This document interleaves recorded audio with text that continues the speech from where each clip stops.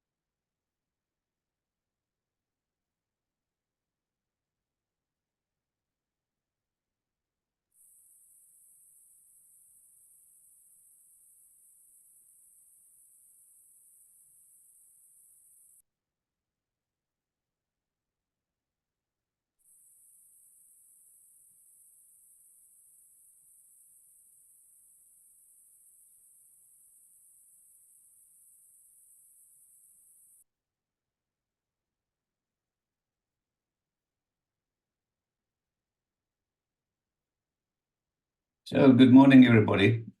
Welcome to the session. While we're still admitting some more people into the session, we just want to do some little bit of housekeeping.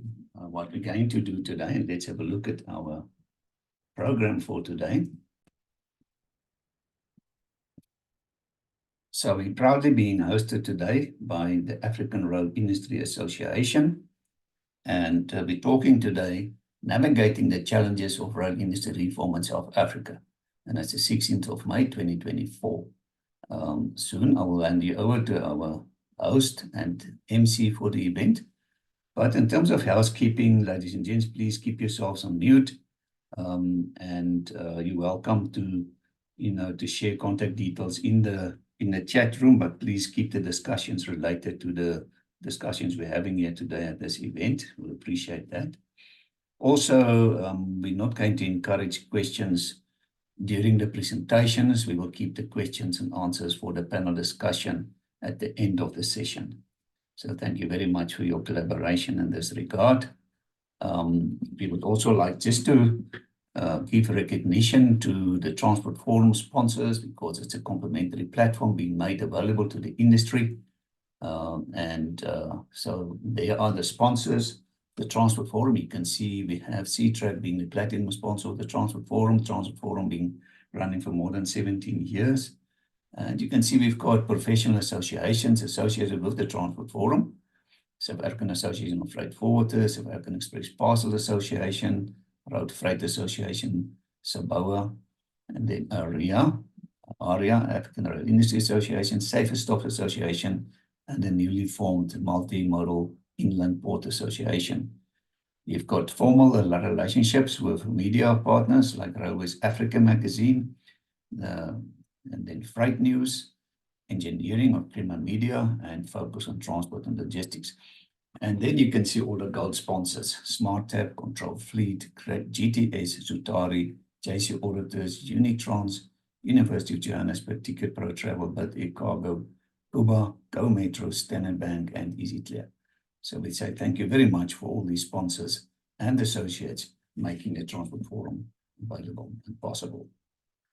So that is our host for today, African Rail Industry Association. And Marcelo will tell you a little bit more about this organization in a few seconds' time. Just take note of the business directory. You can get your organization listed at the Transport Forum's business directory. It's only 450 rands per year. This entire business directory is another BEE initiative being outsourced to Olga Mashilu's company, Bolen Bontley Consultant. There's a number, and you're welcome to contact her to get your company listed. So the presentations will be uploaded to the website, and you can download that for free, complimentary, together with all the other 900 presentations. By visiting that website, you need to log in. To do that, when you go to that website, transportseek.com, you log in.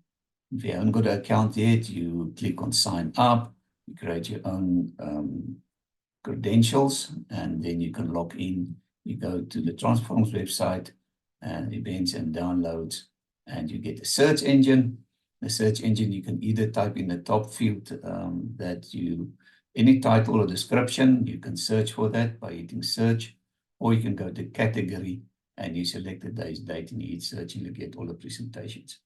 So the presentations of today will then also be uploaded this afternoon still to this website. And obviously, ARIA will also make it available to you. So, ladies and gents, that takes us now back to our program. And I would like to now hand you over to our host for today. And that is Msela Mflapu. She's the Chief Executive Officer of the African Rail Industry Association, to do the formal welcome and to MC the event further for us. Thank you very much, Msela. Good morning, Harry. And good morning to all the railroaders, those that believes in the sounds of steel to steel, as we chat and our way forward. But it is with great pleasure that I welcome you to this crucial gathering focused on the revitalization of the South African rail industry. We'll be joined by our esteemed leaders and experts in their respective field. And this webinar aims to foster insightful discussions, share innovative ideas, and chart a path towards a more efficient, sustainable, and prosperous future for the railway transportation in South Africa.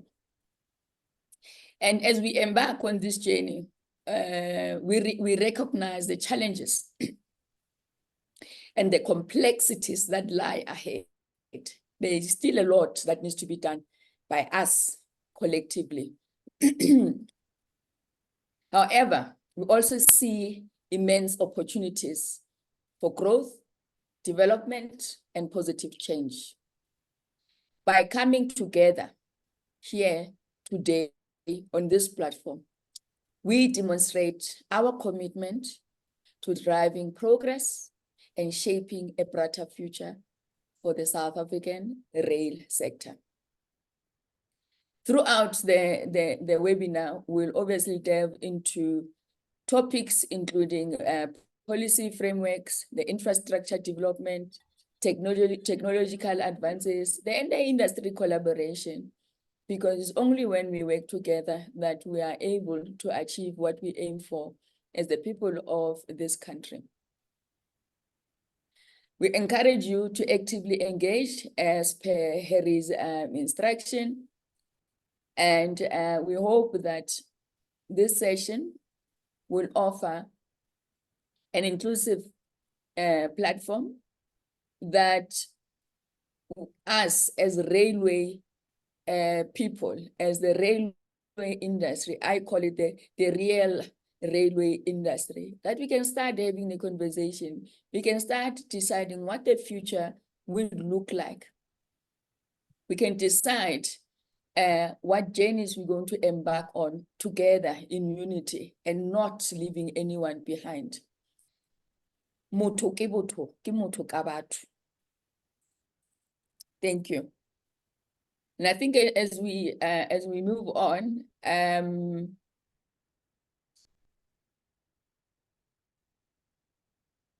our session will be presented. One of the first presenter speaker is my good friend, my brother, David Taylor. He will introduce himself, who he is, what he does. Be kind to him. He's one of the few brothers that I truly trust, and I can trust him with my life. David Taylor, can you please take the stage? Thank you.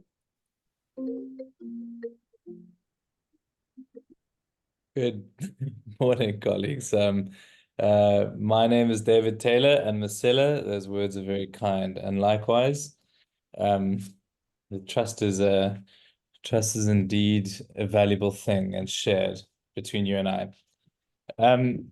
Right, I'm not sure who has control of the presentation. Harry, would you like me to share on my end, or? It's up to you, David. I can share if you want to. Let me share. Let me share.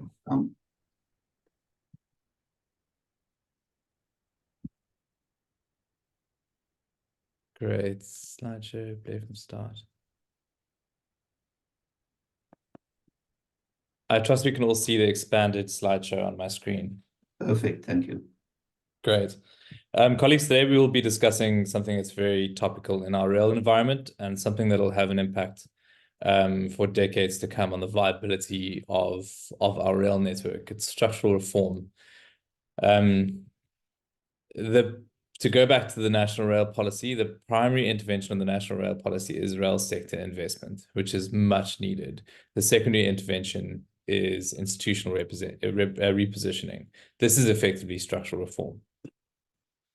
So today we'll go through the introduction on structural reform, an overview of vertical reform, vertical integration and separation, as well as an often kind of not spoken about horizontal integration and separation. We'll go through the current state of the African rail industry, an overview of what strategies are in play where, in which networks. We'll also go through the benefits of vertical separation, risks and challenges of structural reform, key success factors and best practices, the South African possibility and investment opportunities, and finally, not a conclusion, but a parting thought. But first, an acknowledgement. This is a process. It's not an event. I think what we can see from an international perspective is that structural reform takes sometimes decades. If we look at the Russian network, it's a vast network similar to ours. Structural reform has been going on for the last 15 years. There are large sections of privatization in the rolling stock. There's an ongoing debate about the privatization of locomotives. There's a massive drive towards privatization of the wagon fleet, but the government still owns the infrastructure. Whether the government still owns and manages the infrastructure, this signifies the need to just ensure that whatever we do in the next couple of years, we do it properly and we take our time to ensure that every single aspect of what we're doing is taken into due consideration. We need to ensure that the benefits of structural reform are broad, equitable, and just, and we need to work together in this. We need to ensure that there is a cohesive partnership between the various entities or groupings at play, including a partnership between the private and the public sector. We need pragmatic diplomacy. That's absolute key in this discussion. So vertical reform. Vertical reform is it's a separation of going from vertical integration. Let's start there. Vertical integration is when the operations of the infrastructure, when I mean operations of the infrastructure, it's the actual management of the infrastructure itself. Everything below rail, including your track, your signaling, your ballast, etc., as well as your rail operations, your rolling stock, your rail operations. It's all undertaken by the same entity. When we move towards vertical separation, the operations and the infrastructure effectively split. So what we can see in South Africa at the moment, we've got the invention of the Transnet Freight Rail Infrastructure Manager, TFRIM, and Transnet Freight Rail Operating Company. So that's effectively moving from vertical integration, where we had all of Transnet's everything under rail under one entity being Transnet, and then Transnet Freight Rail specifically, and then moving into two different entities. This is vertical separation.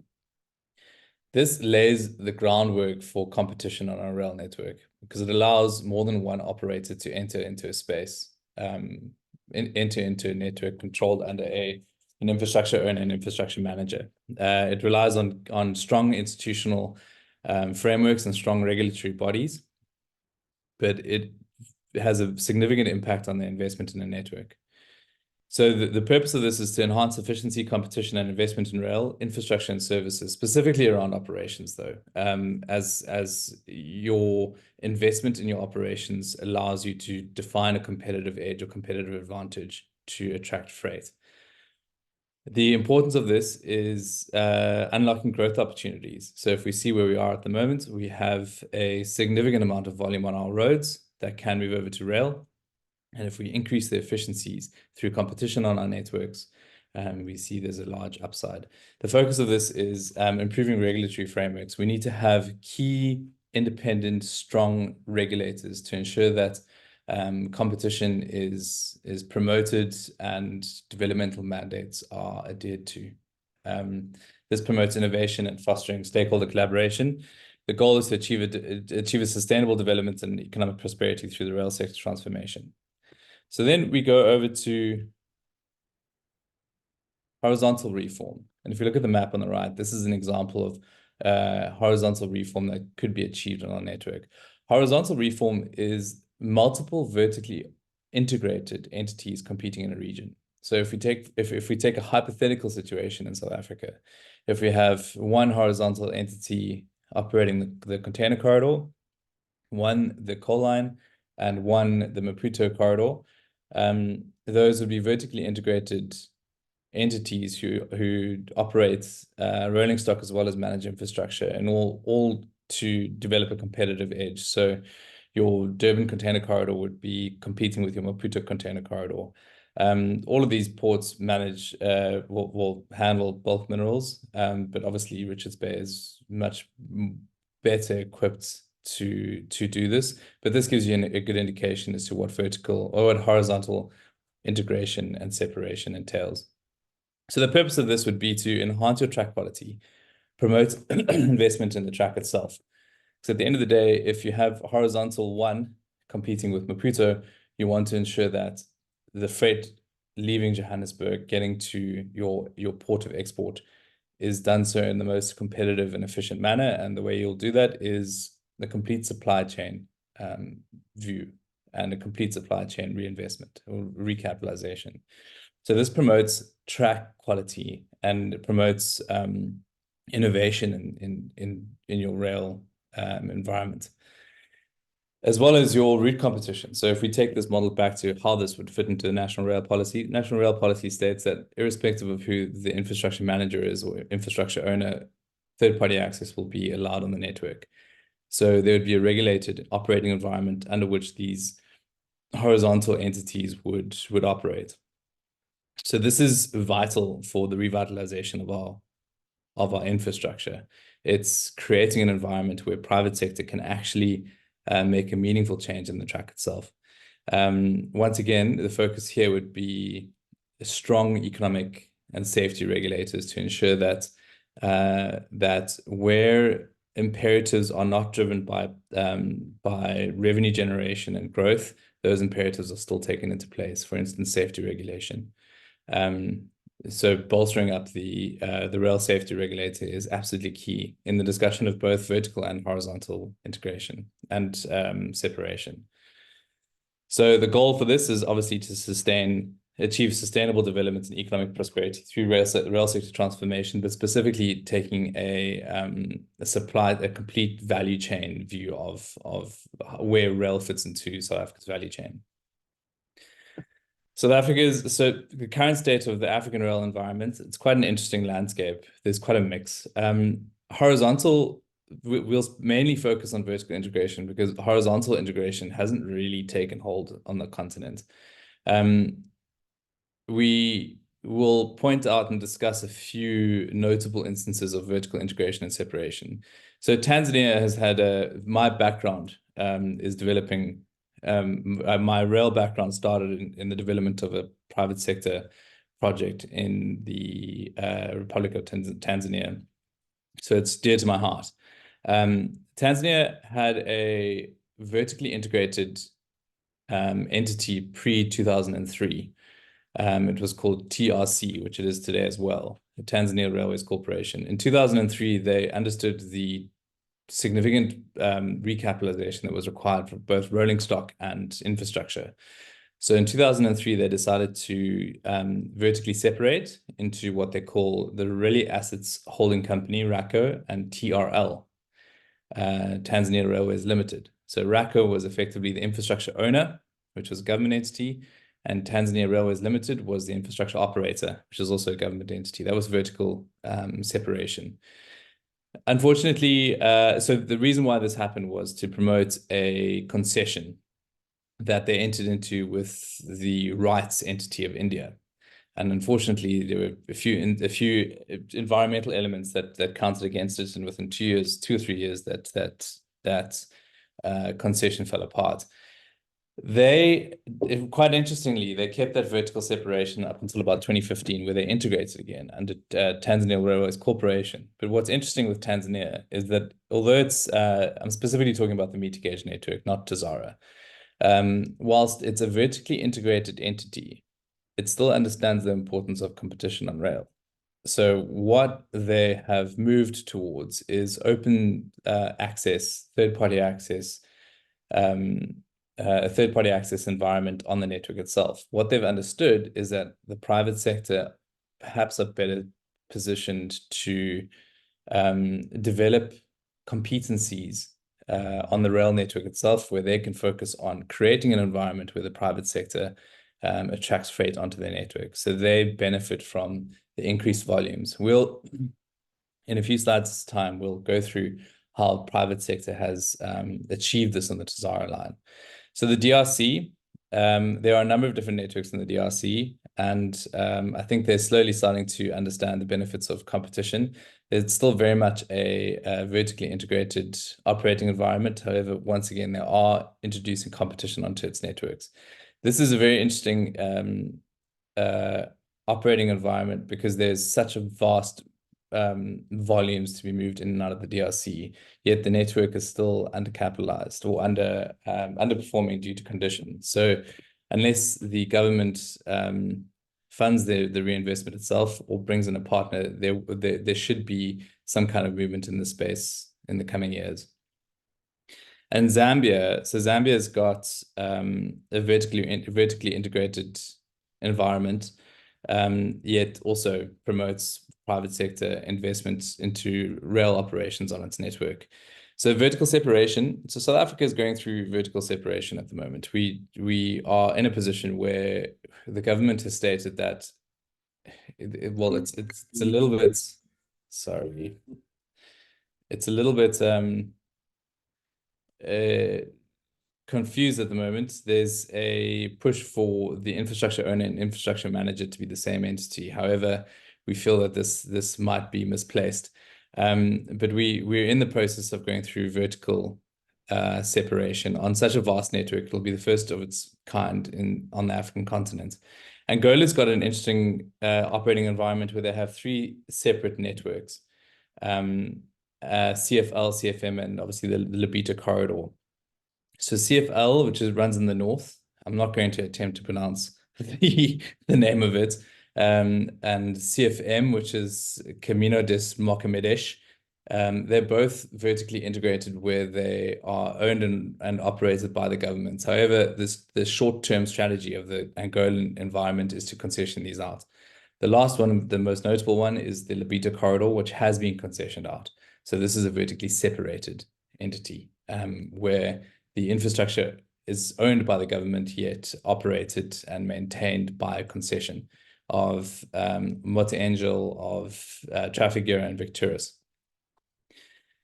Cameroon is interesting because it's a vertically separated operation where the government maintains a significant stake in the consortium that's got the concession. This is with Bolloré, and it's running a significant operation that has achieved a lot of success because of the Triple P arrangements. Same as Côte d'Ivoire. There is a vertically separated concession arrangement here that has been extended, I think, once or twice in terms of its time period, and achieves success because of the nature of its arrangement being a Triple P, where the interests are aligned between the private sector and the government. Mozambique is mixed, and Angola's mixed. Sorry, I'm not sure why that duplicated. Right, benefits of vertical separation. So promotion of competitive environment. This is where the one infrastructure owner opens up, one infrastructure manager opens up to various operators.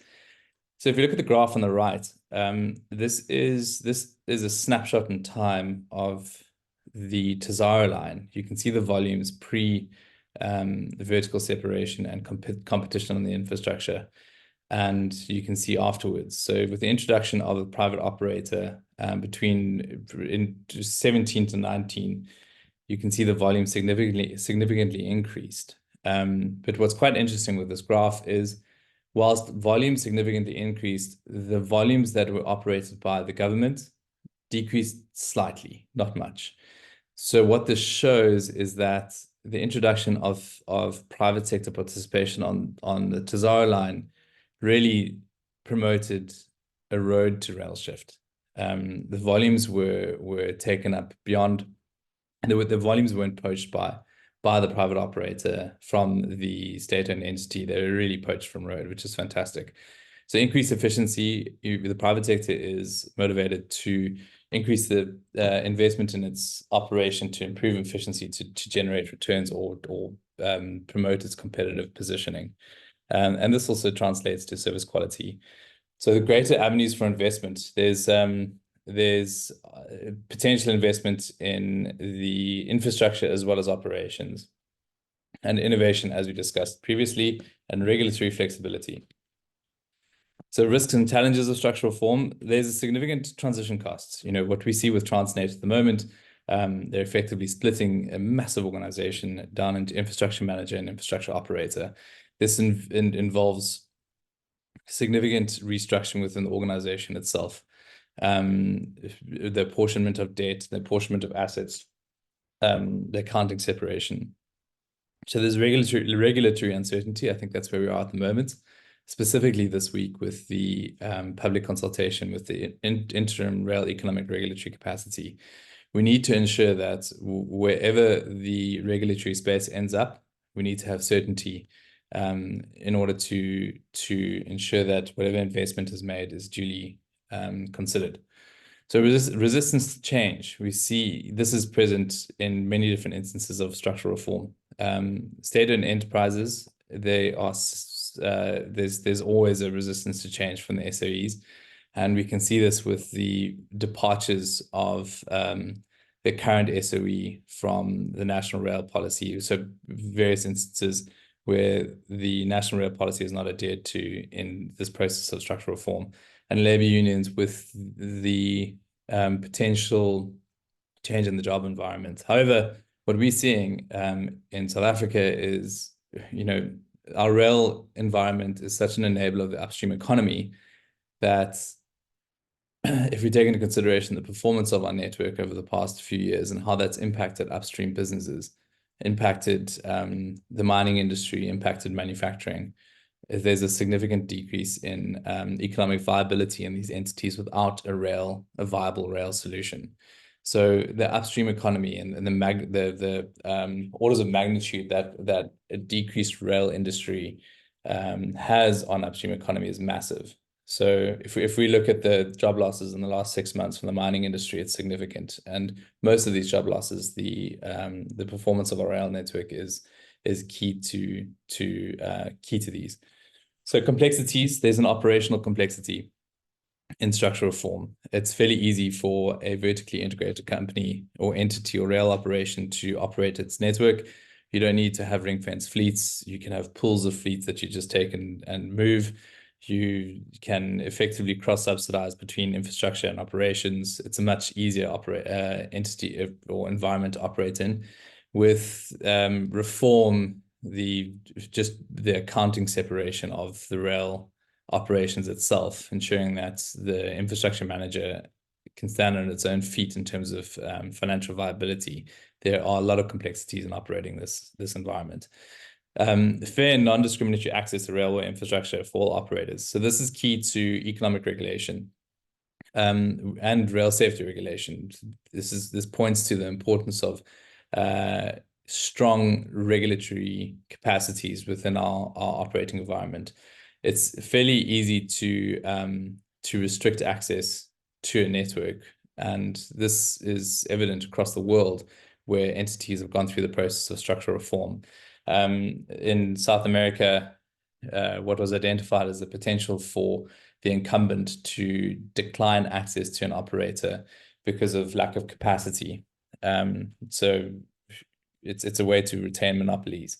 So one of the key functions of the regulatory bodies in South America, Brazil, is independently validating the capacity of a network. And if there is an instance where capacity is a constraint to letting a new entrance or rail user onto a network, then that rail user is given the opportunity to invest in that capacity, increasing passing loops, etc., so that they are given a chance. Investment uncertainty. With structural reform, there are a lot of moving parts that we see at the moment.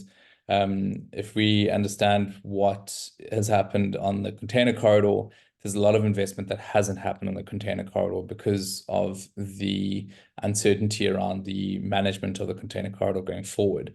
I worry that this is the same issue with the Durban Container Terminal that's gone out to PSP, that the current operator will not invest until that position is absolutely certain. Private sector investors may hesitate to commit capital to rail projects in environments with regulatory instability, political risks, and uncertain economic returns. This is a message that needs to be delivered to our infrastructure owner. We need to make sure that whatever position we find ourselves in the coming months, it needs to be sound, structurally sound, politically sound, and economically sound. And then finally, safety and security. This is, I think this is often not considered, but if you consider our network, According to the network statement, I think we've got about 16 instances of safety and security breaches on our network per day. If we look at cable theft and vandalism, we've got, well, cable theft itself, sorry, we've got 172 meters of cable stolen every hour of every day. This is something that I don't think fully understand or comprehend how bad the situation is in terms of our network. So key success factors and best practice. As I've discussed through this, through these few slides, regulation is absolutely paramount to the success of vertical separation. Safety and economic, we need to ensure that the rail safety regulator plays its role in ensuring that the rail operators themselves are sorry guys, 2 seconds. My little one is going to school. Sorry, Mary. Sorry, guys.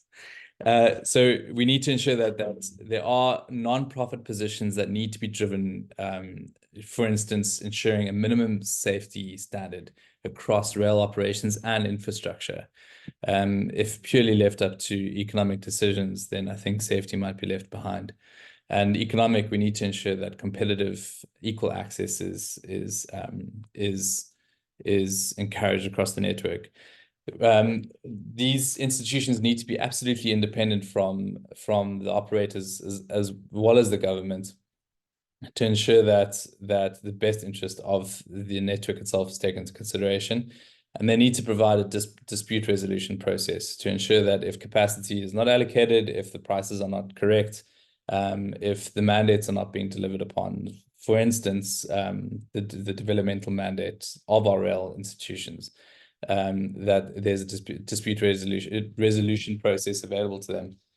And then economic development. At the end of the day, our rail network should be promoting economic development. We need to ensure that our manufacturing and mining and agriculture entities are promoted through our network. We need to understand the position of our rail network to better position our industries on the international stage. You know, we have various levels of competition with rail.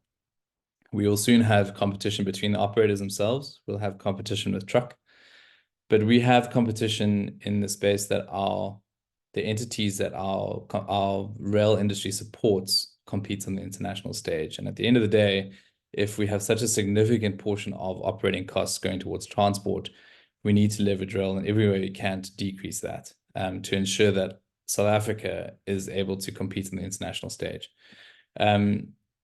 Open access regime is a key success factor because it promotes the competition on the network itself and drives all of the advantages that competition brings. We need to ensure that there are cost-reflective tariffs where possible. And what this means is the infrastructure manager, the costs associated with the infrastructure manager need to be reflective as to what the costs actually are for that manager. This is to ensure that the position of infrastructure manager is sustainable going forward. I think there's a debate going on at the moment in terms of what that cost profile should be. In an absolute ideal environment, if the network costs 100 Rand and you move X amount of tons, you need to ensure that 100 Rand is generated through the moving of volume on the network. However, what we see across the world is that there are very few instances of a network not being sustained by the government. The state usually identifies our rail networks as strategic pieces of infrastructure. That's why you see across the world state subsidies for rail. We're one of the only networks internationally that has not received state subsidies. I think the Russian network in 2018 very briefly managed to clean its own plate, but beyond that, all state networks are subsidized. I think if we look at how our road network is subsidized, we need to take a hard look at what the impact of 100 Rand is on our road network, the benefit of 100 Rand spent on our road network versus the benefit of 100 Rand spent on our rail network. I think if we spend on our rail network, we won't need to spend as much on our road network. The capacity planning and investment, this goes back to the capacity allocation and the promotion of competition. My point about ensuring that capacity is understood and capacity is fairly allocated through a competitive and non-discriminatory manner. And then stakeholder engagement. We need to ensure that every single government entity and private sector entity are on the same page as to how they operate and how that capacity planning is understood, how the tariffs are put together.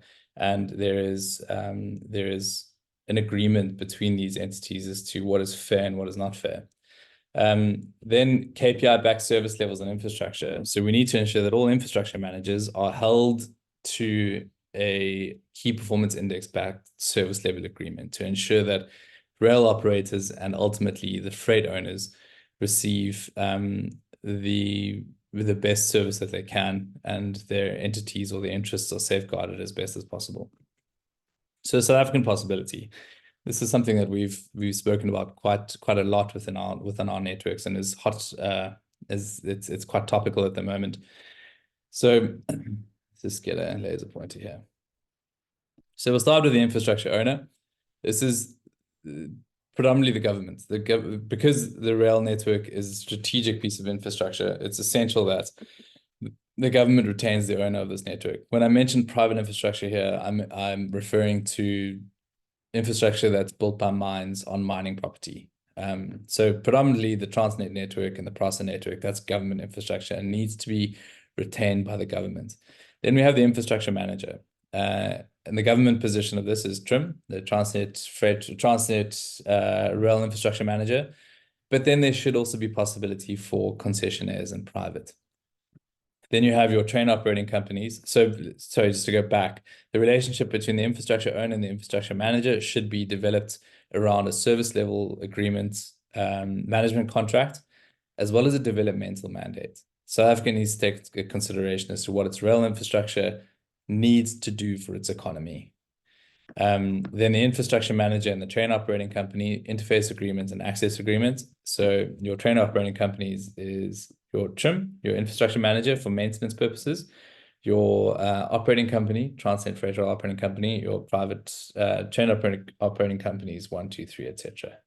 And then your freight owner. So your transport agreement dictates a relationship between your operating company and freight owner. These freight owners are your mining industries, your bulk liquids, agriculture, manufacturing sector. Automotive is just an FYI. It's as in terms of GDP percentage, I think our automotive manufacturing is roughly 4% of our GDP, 1.5% of which is Ford itself. And this is not far off mining. So we need to, ensure that these entities are supported, promoted, and placed in a position where international manufacturers choose South Africa to manufacture containers, passengers, etc. So what's important here is the role of your safety your rail safety regulator and your transport economic regulator. This needs to have governance and oversight of your infrastructure manager as well as your train operating company. Then your infrastructure owner needs to develop its national strategic objectives as well as the developmental mandate. And through this partnership between your infrastructure owner, your government, and your regulator needs to understand where it can position itself in relation to into its network, and how it can position the network in relation to its freight owner and the international environment. And they do this through economic regulation and through subsidies. So this is a position that I think would work quite well in the South African environment, where we can potentially have horizontal separation between our various pieces of infrastructure to promote efficiencies on that infrastructure, and to promote private sector investment where it can actually make a difference. So investment opportunities, if we look on the right, you'll see the Brazilian example. So freight rail production, so ton kilometer units in terms of billion ton kilometer units, and then the investment. You'll see that with the rise in volume, so does investment rise, and vice versa. So investment opportunities with this structural reform is in the development of our network. we can further develop our network to address our national strategic objectives and the management thereof. If we invite the private sector into the management of our network, we can then start developing the competencies of these specific pieces of network themselves. Rolling stock, so financing, we're in a fortunate position that through the hard work of many partners of AREA, the Luxembourg Rail Protocol has been signed into law. And what this means is that there is now an international tracking mechanism for rolling stock that is developed, which means that the risk in financing rolling stock is a lot less, which should reflect in the interest rates. So there's an opportunity to create rolling stock leasing companies where the demand for rolling stock is addressed through these leasing companies. There's a maintenance opportunity to set up key maintenance facilities to address these the maintenance requirements for large flows and the operations themselves. Technological solutions to promote a competitive edge. With the introduction of competition, you'll see that the private sector should start seeking out opportunities to develop their competitive edge. And because of the state of our network and because of the lack of investment over the years, the international technological space in terms of rail operations and infrastructure has gone a long way that we haven't applied to our network. So there's significant opportunity to increase the technological aspect of our network. Logistics and supply chain management, we need to understand the potential of a full value chain view of our rail network, not just the rail network itself, but how it fits into our value chain. I think what's quite interesting is the shipping lines are starting to understand this with their integration into their value chain. You know, you see like MSC purchasing AGL.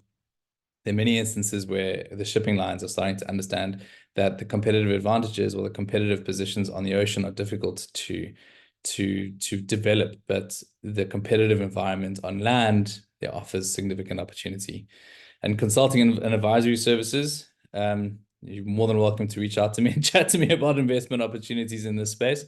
Public-private partnerships, so triple Ps. This is interesting. It's a space that we'll start developing going forward, considering the various opportunities of concessioning on our infrastructure. Training and skills development is increasingly important, considering the need for skills to effect the structural reform. And green investments, something quite dear to my heart. There's a potential for green investments to capitalize on rails move from rails offering of a decreased emissions option for moving volumes. So if you look at rails CO2 emissions compared to road, you've got a 70% decrease in CO2 emissions per ton when you move from on rail instead of road. And what this offers you is an opportunity to quantify that decrease and effectively develop a carbon credit position around that decrease, or attract international investment who have key environmental parameters for the requirements of the investment.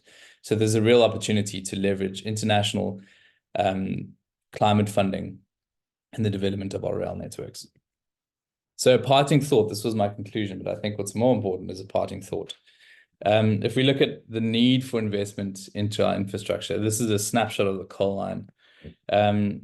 So what the lines represent is your volumes, what your horizontal axis represents is your turnaround time, and what your vertical axis represents is the locomotives required. So for your best practice turnaround time in the coal line, which is roughly 48 hours, you'll need just over 100 locomotives to affect 48 million tons.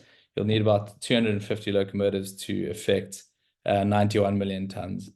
Currently, our turnaround time is sitting around 90 hours, which means that we're using roughly 250 locomotives, the same that would be required to move 91 million tons if we could decrease our turnaround time.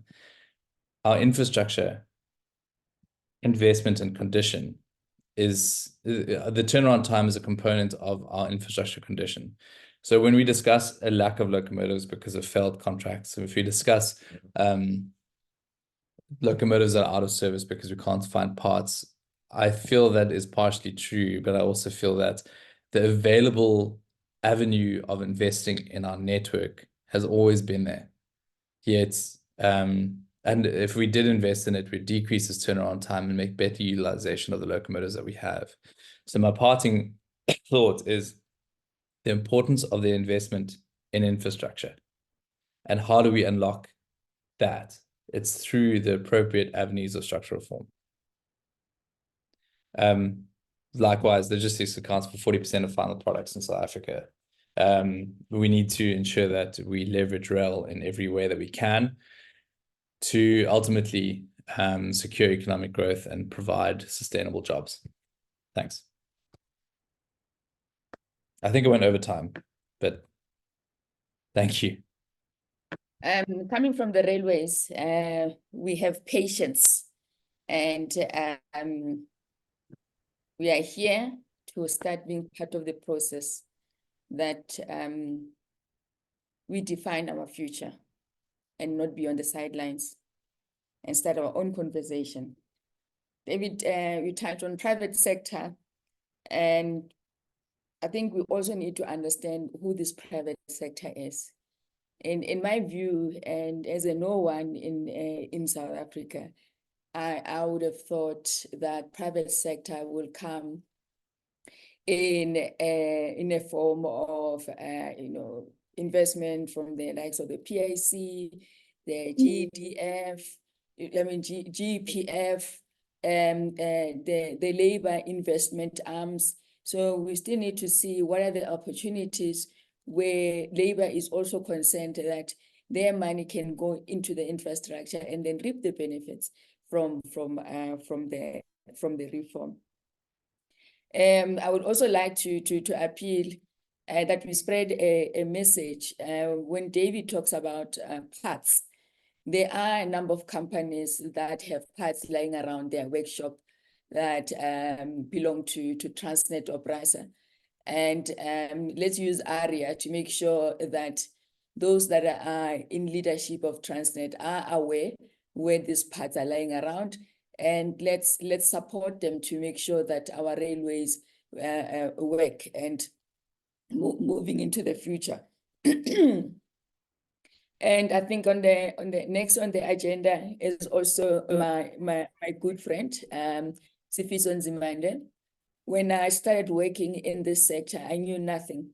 Mr. Nzimande is one of the few people that held my hand, and obviously with his charm, you can only learn. You can only become a better person.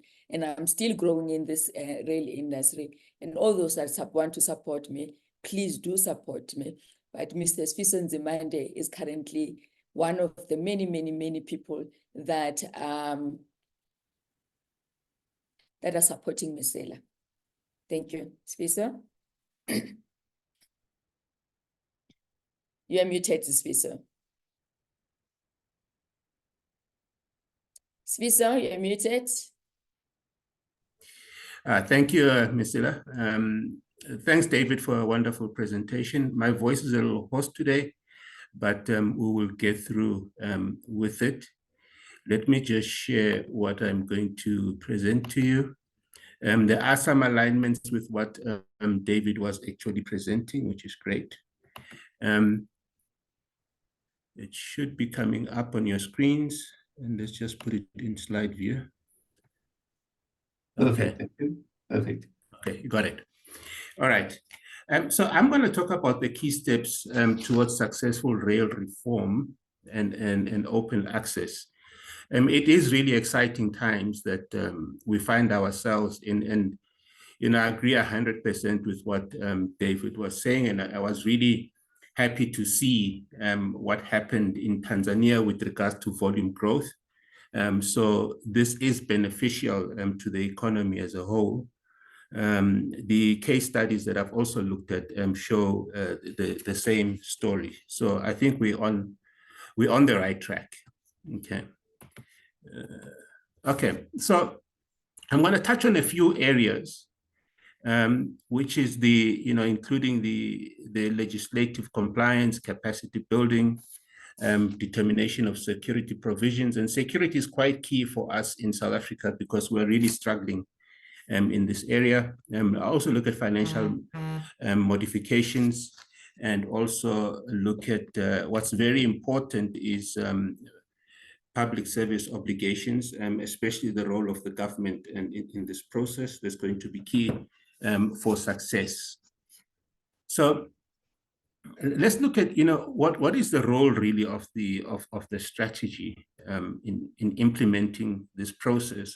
Obviously, the overarching role would be to see increased economic benefit in the country, which would be opposite to what has happened in the last few years in the rail industry, which has been a significant decline in volumes, impacting the country or the economy to the tune of almost R1 billion rands per month. So really the important thing then under rail reform program should aim to position the railway industry as an affordable and competitive, reliable and sustainable valued transport mode, which is aligned to what David was saying, providing the backbone of the country, freight logistics and strengthening economic growth. And those are key outputs that we want to see in this process. I think also it should lead to increased exports, economic growth and job creation, especially job creation, even though there might be initially a reduction in jobs within the Transnet space, but in the industry as a whole, there should be an increase in job creation, and this has been experienced in some initiatives of a similar nature. Okay, and how can this be achieved? It can be achieved by creating a conducive environment for private sector participation, which is what we're trying to do, but supported by the legal structures and political willingness, and the political willingness is important, ultimately resulting, I think, in significant inflows of private capital into the rail sector. In the case of Transnet, the strategic outcome, I think, immediate strategic outcome should include reclaiming the volumes from the current lows of 150 million tons per annum and achieve the all-time high of 226 million tons per annum. And then focus on a road to rail growth strategy beyond the 226 million tons per annum. This will have to be heavily supported by sufficient rolling stock and available and reliable infrastructure and a motivated, self-directed workforce. And you heard, as David spoke about, the current situation with locomotives and the impact on the volumes, but highlighted that perhaps efficiencies could improve our performance, even given the limited rolling stock that we have. But unfortunately, current challenges in all these areas, that is the infrastructure, the rolling stock, and soon to be the personnel, will limit volume growth. And based on some exercises that I did whilst in the coal line, on the contribution of each of these factors towards volume, I established that they equally contribute about 33%.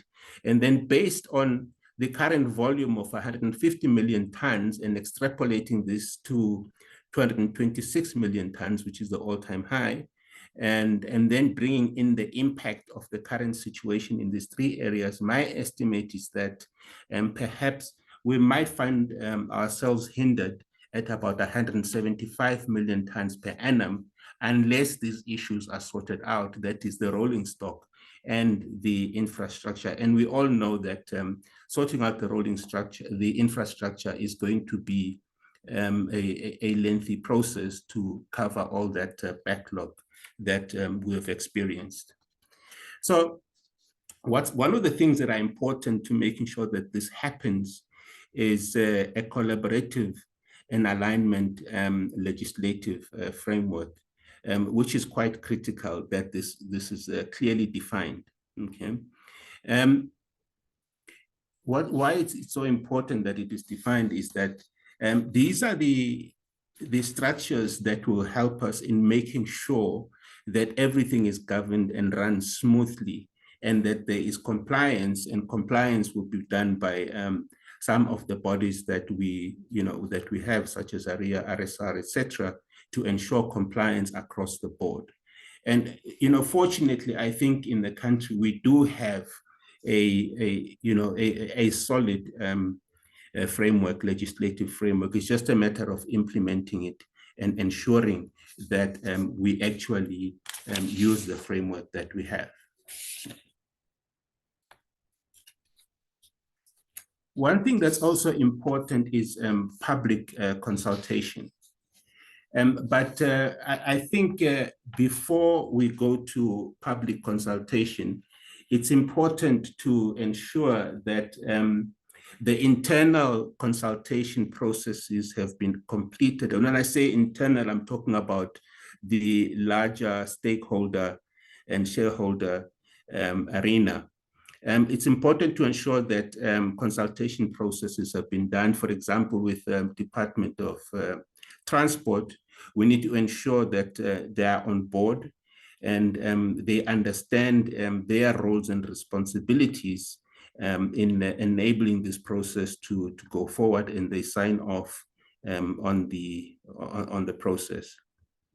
We also need to ensure that Treasury, in our case, in the South African case, is on board and can support, because there will be a need for government support to make the process successful, and also to alleviate the upward tariff pressure if Treasury gets involved.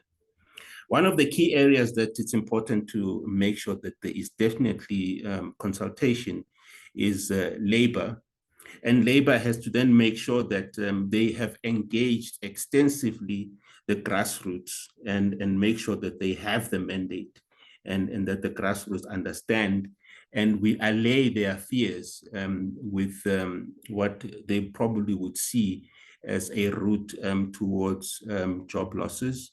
This process has to be managed very well, and to highlight that in the industry, there will be an increase in jobs. And we will need to then look at the process. If, for example, there are people that are affected by this process, we need to make sure that we embark on skills development and reskilling those people that are affected, and make sure that they have ways of earning a living, might not necessarily be in their current role, but within the industry, and that is possible to do. Okay. The implementation program, apart from the expected project management process, what I think is important in the implementation program is to ensure that sufficient time has been allocated to the process. We cannot rush this process because rushing it will lead to gaps and challenges and delays even further to the process. So I think time is important, that we don't rush it. It's done properly, diligently, and actually thoroughly. Now, one thing that is really important in the process is financial modeling and funding considerations. Having looked at some best case scenarios, the best financial model for railway infrastructure management would involve the introduction of commercial management structures which are designed to introduce accountability for revenues and expenses, especially at the infrastructure manager level. And I think David alluded to this, that it's going to be very important that the infrastructure manager area is transparent, so that private sector feels comfortable in investing in this area. Additionally, the financial model should consider the potential risks associated with private sector investment in railway infrastructure. So while private sector investment can bring much needed capital, it also transfers a significant operational and maintenance risk to the investor, because they are putting up their funds for this purpose. The private sector will have to have sight of the expenditure and avenues to make an input into such, so that they don't feel that it's a high risk for them. Therefore, the financial model should address the balance of risk and control between the public and private sectors to ensure long-term sustainability and reliability. So this is quite a critical area. Now, talking about subsidy regime, I think I've mentioned this earlier, is that it's important that considerations are made in this regard, especially from the government perspective, to assist with some of the backlog maintenance costs, some of the debt, some of the security costs, to alleviate the upward pressure on the tariff. So it's really important that we get participation, and it is clear from the onset as to how is this going to be done. Are we going to load all this into the tariff, or is government going to support in this regard?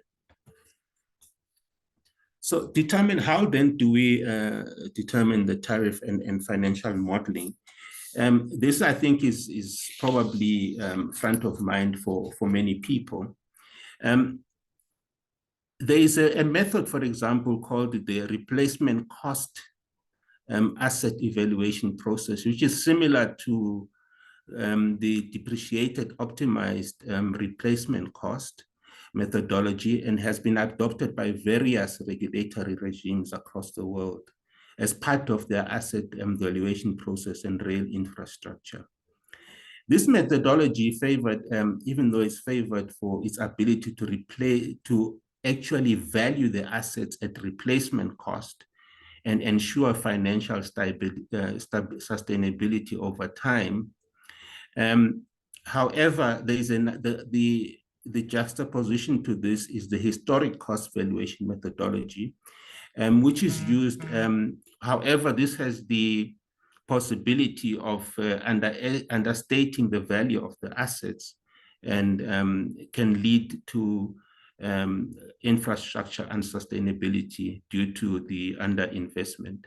So one has the impact on the tariff, that is the replacement value of the assets has quite an impact on the tariffs, which might seem like a significant tariff increase, but in the long run, it is probably the best method for the industry as a whole for sustainability. So I think we then need to have thorough engagement between the relevant stakeholders to decide which is the best tariff determination and financial modeling that we are going to use. And in this space as well, we need to consider cross-subsidization of tariffs between general freight and heavy haul lines. And this can be justified based on the principle of revenue adequacy. And the cross-subsidization, when implemented effectively, can lead to fair distribution of costs and benefits across different services within the rail system. And if you think back to pre-1994, post-1994 to date, there has been a disproportionate spend on maintenance on the heavy haul lines when compared to the general freight lines. And therefore, we then have to take this into consideration when we determine tariffs to make sure that there is affordability across all sectors of the rail and does not favor only certain sectors. And this might result in a disproportionate increase in tariffs for the different sectors. And I think this also aligns to what David was talking about when he was talking about the horizontal segregation. It's one of the things that need to be considered in the horizontal segregation modeling. Okay. A multi-year tariff escalation has been applied in a number of areas, and Transnet has, in their network statement, has made mention of a phased approach, and personally, I agree with the phased approach, because I think it will ease, the pressure on the tariff at the moment, and will actually enable the phased approach of the tariff, which I think is important that we follow this method. Just as long as it is clearly defined upfront what is the methodology of the escalation process, so that everybody is on board in this regard. Okay.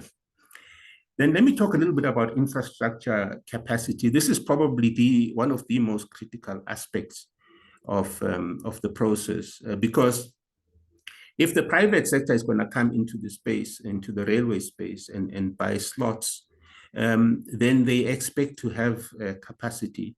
And at the moment, we're all aware that we sit in a diminished position with regards to capacity from an infrastructure perspective, and also a rolling stock perspective, which in my opinion is about 2/3 of the impact on capacity that we're experiencing at the moment comes from these two areas. So this is really critical to make sure this process actually works. Okay. So then the infra manager was going to have to prioritize addressing the backlog infrastructure maintenance to ensure the reliability and safety of the existing network. We have all seen recently an increase in incidents across the country, and this has to be curtailed to give a reliable and available network. Okay, and this process can involve allocating resources and funding to address critical maintenance needs, such as repairing aging infrastructure and addressing security threats.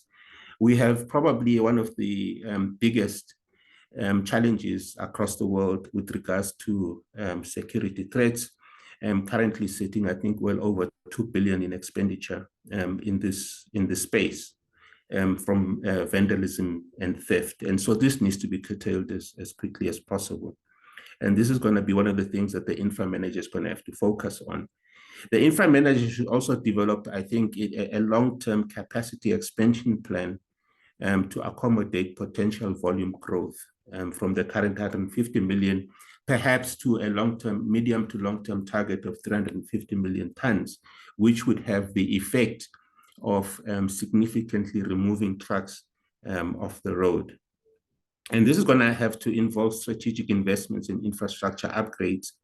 Could also need new technology, new signaling. The signaling in the network needs upgrading. And then we also need to bring in new technology and operational improvement to increase the network's capacity and efficiency. However, I think whilst we are trying to achieve this, it's important to understand that catching up on backlog maintenance and growing aggressively on volumes at the same time are conflicting objectives. Sorting out the former, which is the maintenance, requires increased infrastructure downtime to carry out the maintenance, whilst increasing volumes on an annual basis significantly needs maximum infrastructure availability and reliability. So there has to be a period in the beginning where we take this into account and we allocate time to ensure that we can actually do the maintenance that needs to be done and not hastily drive volumes for short-term gains and long-term challenges. Currently, the shuts across the lines are 10 days, and this might not be sufficient to do preventative and backlog maintenance. From my Transnet days, we always prioritized driving volumes, and sometimes this can be short-sighted. We need to do both. We need to find a balance for both, provide sufficient time to do the maintenance whilst also growing the volume. So it has to be a slow, sustained, and a long-term view and not a short-term view to get good numbers for the financial statement at the end of the year. Okay. So this we have to find a balance as to how we can actually do this, achieve both at the same time. Administrative capacity creation is going to be really important to ensure that we are able to bring about the change, the vertical and horizontal segregation, especially when we talk about responsibility with regards to things like yard operation, responsibility with regards to rolling stock maintenance. It's going to require effective resource allocation interventions and tailored operational strategies that are supported by this. And the objective is to contribute towards reliability, security, and efficiency of the rail network. Network classification is important in the context of railway infrastructure. And again, this talks to your horizontal segregation, as it helps in understanding the specific characteristics, operational requirements, and security considerations associated with different segments of the rail network. Okay. And by classifying the network into distinct corridors and routes, railway operators and infrastructure managers can effectively allocate resources, prioritize maintenance and security interventions. So this is going to require very solid administrative capacity across the network to actually achieve this. This is an area, maintenance, which is, in my opinion, as I've mentioned earlier, the big three in railway operations is the infrastructure, is your rolling stock, and then your people, your human resources. And that's the big three, which probably accounts for about 90% of your operations and your volume, reliability, and availability of capacity or slots to drive volumes. So this is going to be really critical. And I think the biggest challenge here is going to be, how do we address the backlog maintenance, which requires probably collectively the backlog and the current maintenance sitting at the region of about 50 billion or 10 billion per annum. How this is addressed is going to be critical, because there are two things here, issues here. One is the cost. Where does the cost go? Does it go into the tariff, or is it covered by government? And two, how do we then set volume targets to satisfy both the shareholder compact and at the same time to satisfy a long-term vision with regards to where we want to see the reliability and the availability of maintenance in the long term. Security, as I've mentioned, is a serious problem in the country, costing over 2 billion per annum. And even though we're spending that much on security, we're still not really arresting this challenge.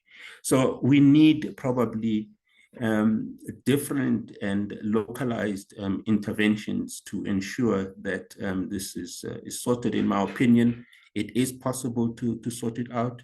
We need the willpower and the focus to actually sort out the security. The current incident rate is far too high. On some of the lines, we're getting incidents on a daily basis. Some of the numbers sit at over 1,000 incidents per annum, which is not sustainable. And it goes against the objectives of trying to have open access, which requires availability and reliability of the network to be able to sell the slots to the private sector and all the players in this space. So the security requires, I think, a different approach from what we have been doing to ensure that we arrest this problem as soon as possible, because it is one of the things that can easily derail the process to a certain extent. And talking about the benchmarking, looking at the network statement and looking at some of the case studies that have happened around the world, I think sufficient benchmarking has been done in most of the areas that I've mentioned. It looks like we are aligned to what has happened around the world.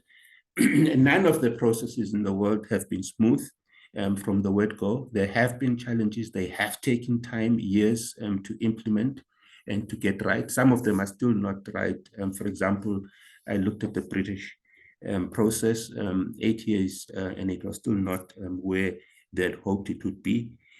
So again, I stress the importance of making sure that we give this process time while moving along with the process, but making sure that we do not become hasty, but move with speed so that it is efficient and it delivers the promise that it makes from the word go.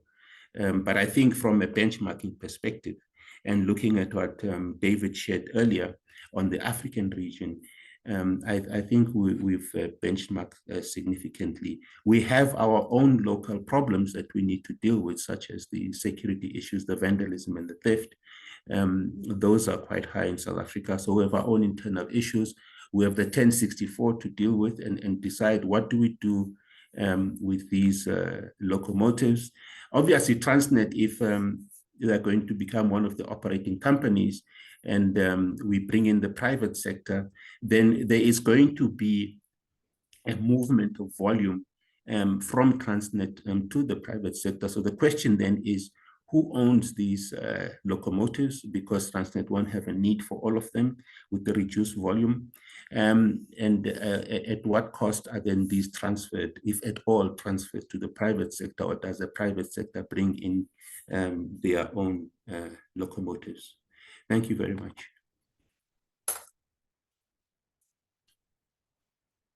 Babu Nzimande, thank you so much. And I've never heard this of the big three: the infrastructure, the rolling stock, and the people. And I think to recover to the 226 million tons that you have referred to, those are the three biggest important elements in the recovery and the future. And I also like to draw in terms of the rolling stock and what does this reform look like for Transnet and many others that are manufacturing in the country.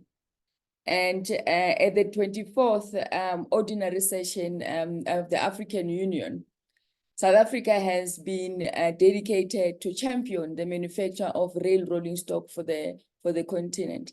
And I think whilst walking on this journey, we need to ensure that we bring about a new Transnet engineering, that we don't leave anyone behind. We make sure that the gains of local content policy are not lost, to make sure that the vision of moving freight from road to rail and where it belongs on the railways is sustainable, to ensure that our forestry, that the huge investment that the forest industry has put into the country is supported, to make sure that no one, and absolutely no one in this country, is left behind, but we move with one voice and ensure that no one is left behind.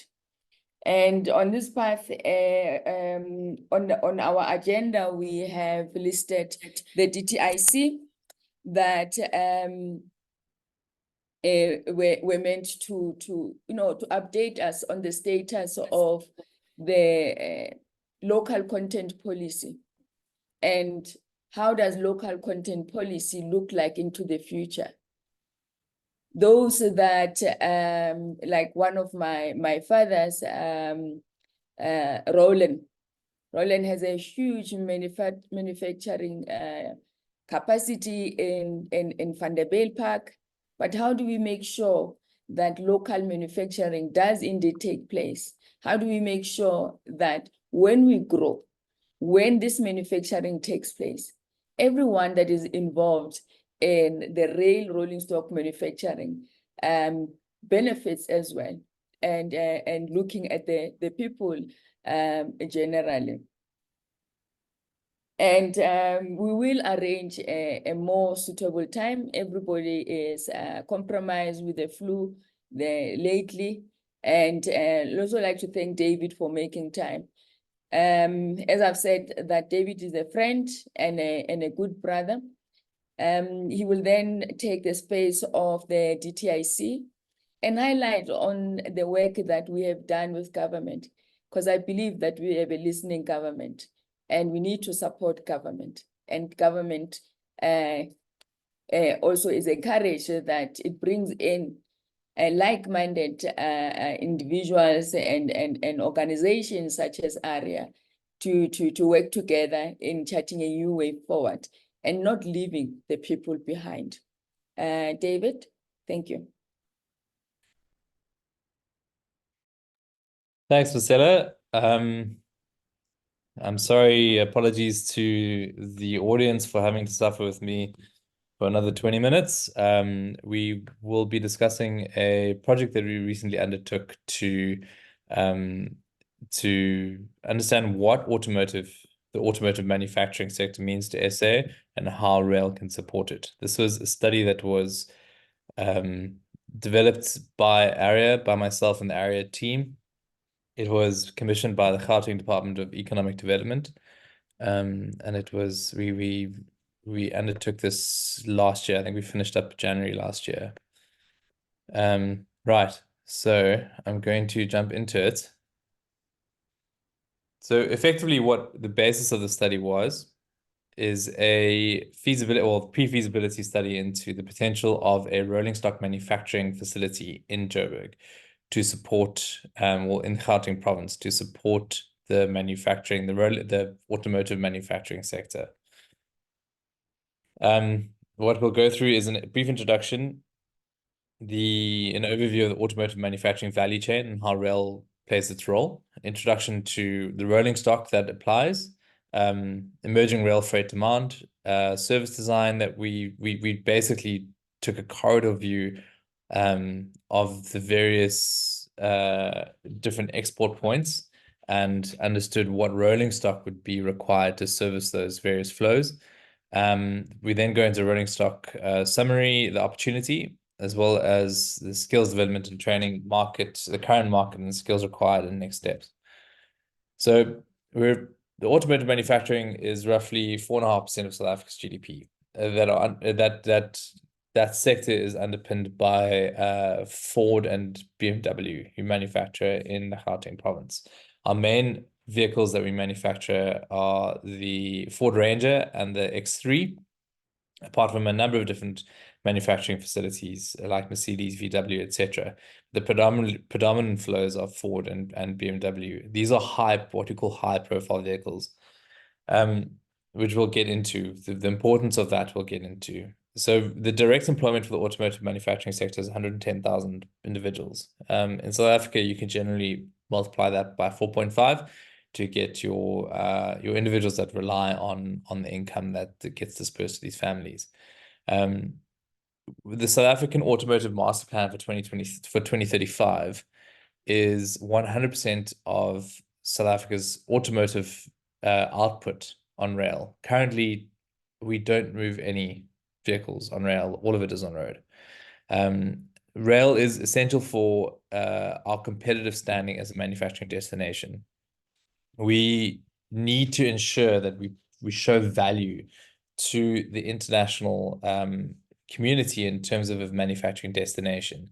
This is particularly important when it comes to the requirement of international destinations for green manufacturing and green value chains. We need to ensure that rail is as big a part of the value chain as possible.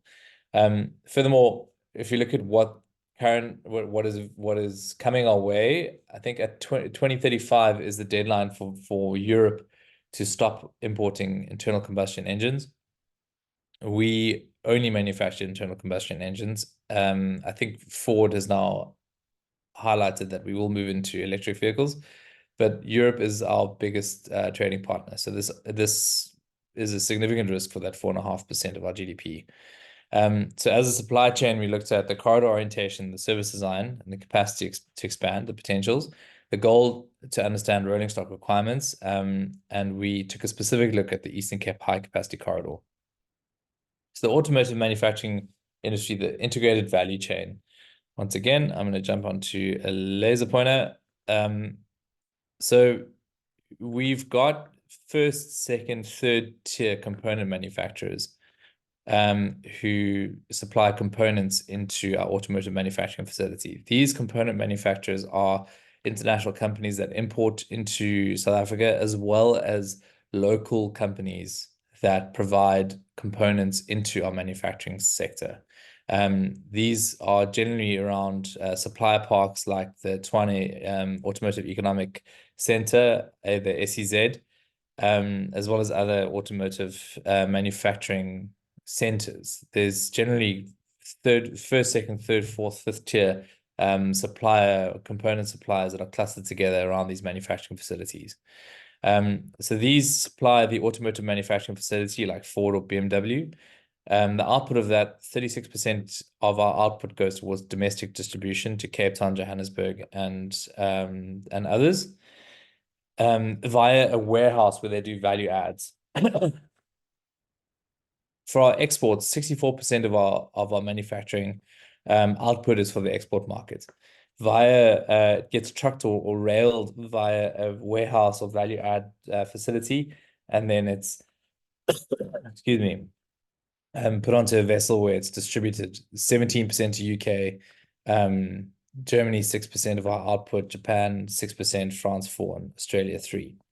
And then these are moved through into the various overseas markets overland. So what is rolling stock? The presentation was for broad audience, so we're going to take it from the top. Rolling stock includes locomotives, which as you can see on the right, and then wagons, which as you can see on the left. What we'll go through is the view that our manufacturing of high profile vehicles, as you can see here, diminishes the competitive advantage of rail versus truck, which we'll get into. So case for empowerment. So logistics costs in South Africa, we have a 34% of South Africa's GDP is produced in the Gauteng province, which is far from our export markets. The logistics cost as percentage of transportable GDP is 50%. I think since this presentation was made, I think that has increased up to 55 to 60%, considering the decrease in rail over the last 2 years. Rail offers around 30% cost savings to road and a 60% emission savings to road. There's a lower increase in tariff over road in the long term. And road's modal share has increased since between 2011 and 2019, driven by minerals. Sorry, excuse me. Rail's modal share has increased between 2011 and 2019. This is driven by minerals, but significantly dropped since then. In terms of general freight, containers, agriculture, as well as specifically the automotive flows, rail's modal share has dissipated significantly. So opportunities for empowerment in the rail sector, specifically in this automotive sector, is a third-party access operator to actually undertake this automotive industry business. A rail manufacturing the value chain, which is valued at 2.74 billion rand. This includes the raw material component manufacturing and supply, the assembly, testing and commission, and market communication and sales, and wagon maintenance. So this should be wagon manufacturing value chain. The wagon maintenance on the specific fleet is estimated at 62.2 million rand per annum, just on scheduled maintenance. And this includes raw material, component manufacturing and supply, assembly, testing and commission. So the service designs, this is where it got quite interesting, considering the competitive advantages of the different corridors. So as we mentioned, if we look at the high profile versus low profile vehicles, so as you can see on the top, the top video, That is effectively your capacity of an automotive wagon for high-profile vehicles. There's only 3 that can fit per wagon. And this applies to the Ranger and the X3. If you take a truck, I think a truck can move 6 to 8 high-profile vehicles, one truck. If you look at low-profile vehicles, it's a different story. You can fit 8 low-profile vehicles on a automotive wagon.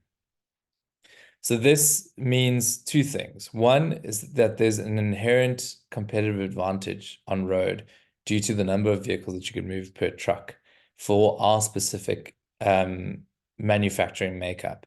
1, and 2, there's a balance of trade issue. So we import low-profile vehicles and we move low-profile vehicles from PE to Joburg, but we export high-profile vehicles.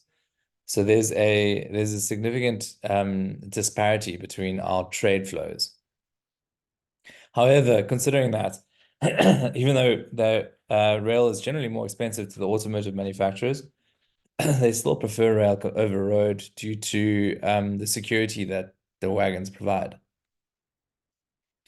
So the corridor analysis, we took a look at the trade flows that go through the SADC community through Mozambique, the internal shunt around the Gauteng province, as well as the flows through Durban, the current and potential, and the flows through PE, the current and potential.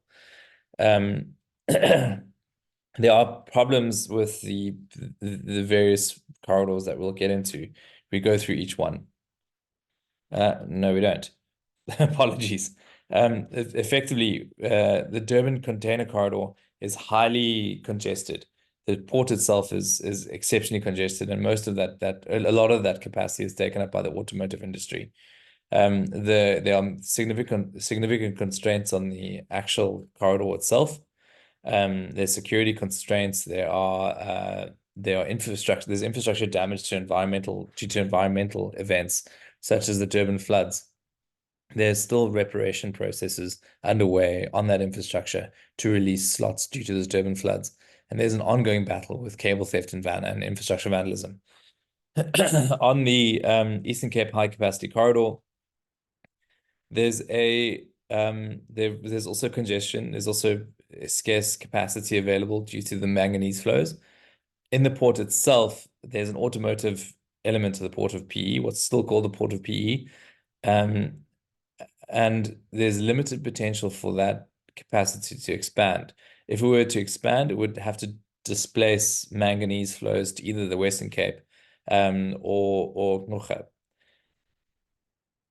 So we will jump into the summary of this study. The internal Gauteng short haul, the number of wagons that we need to service this is 172 wagons.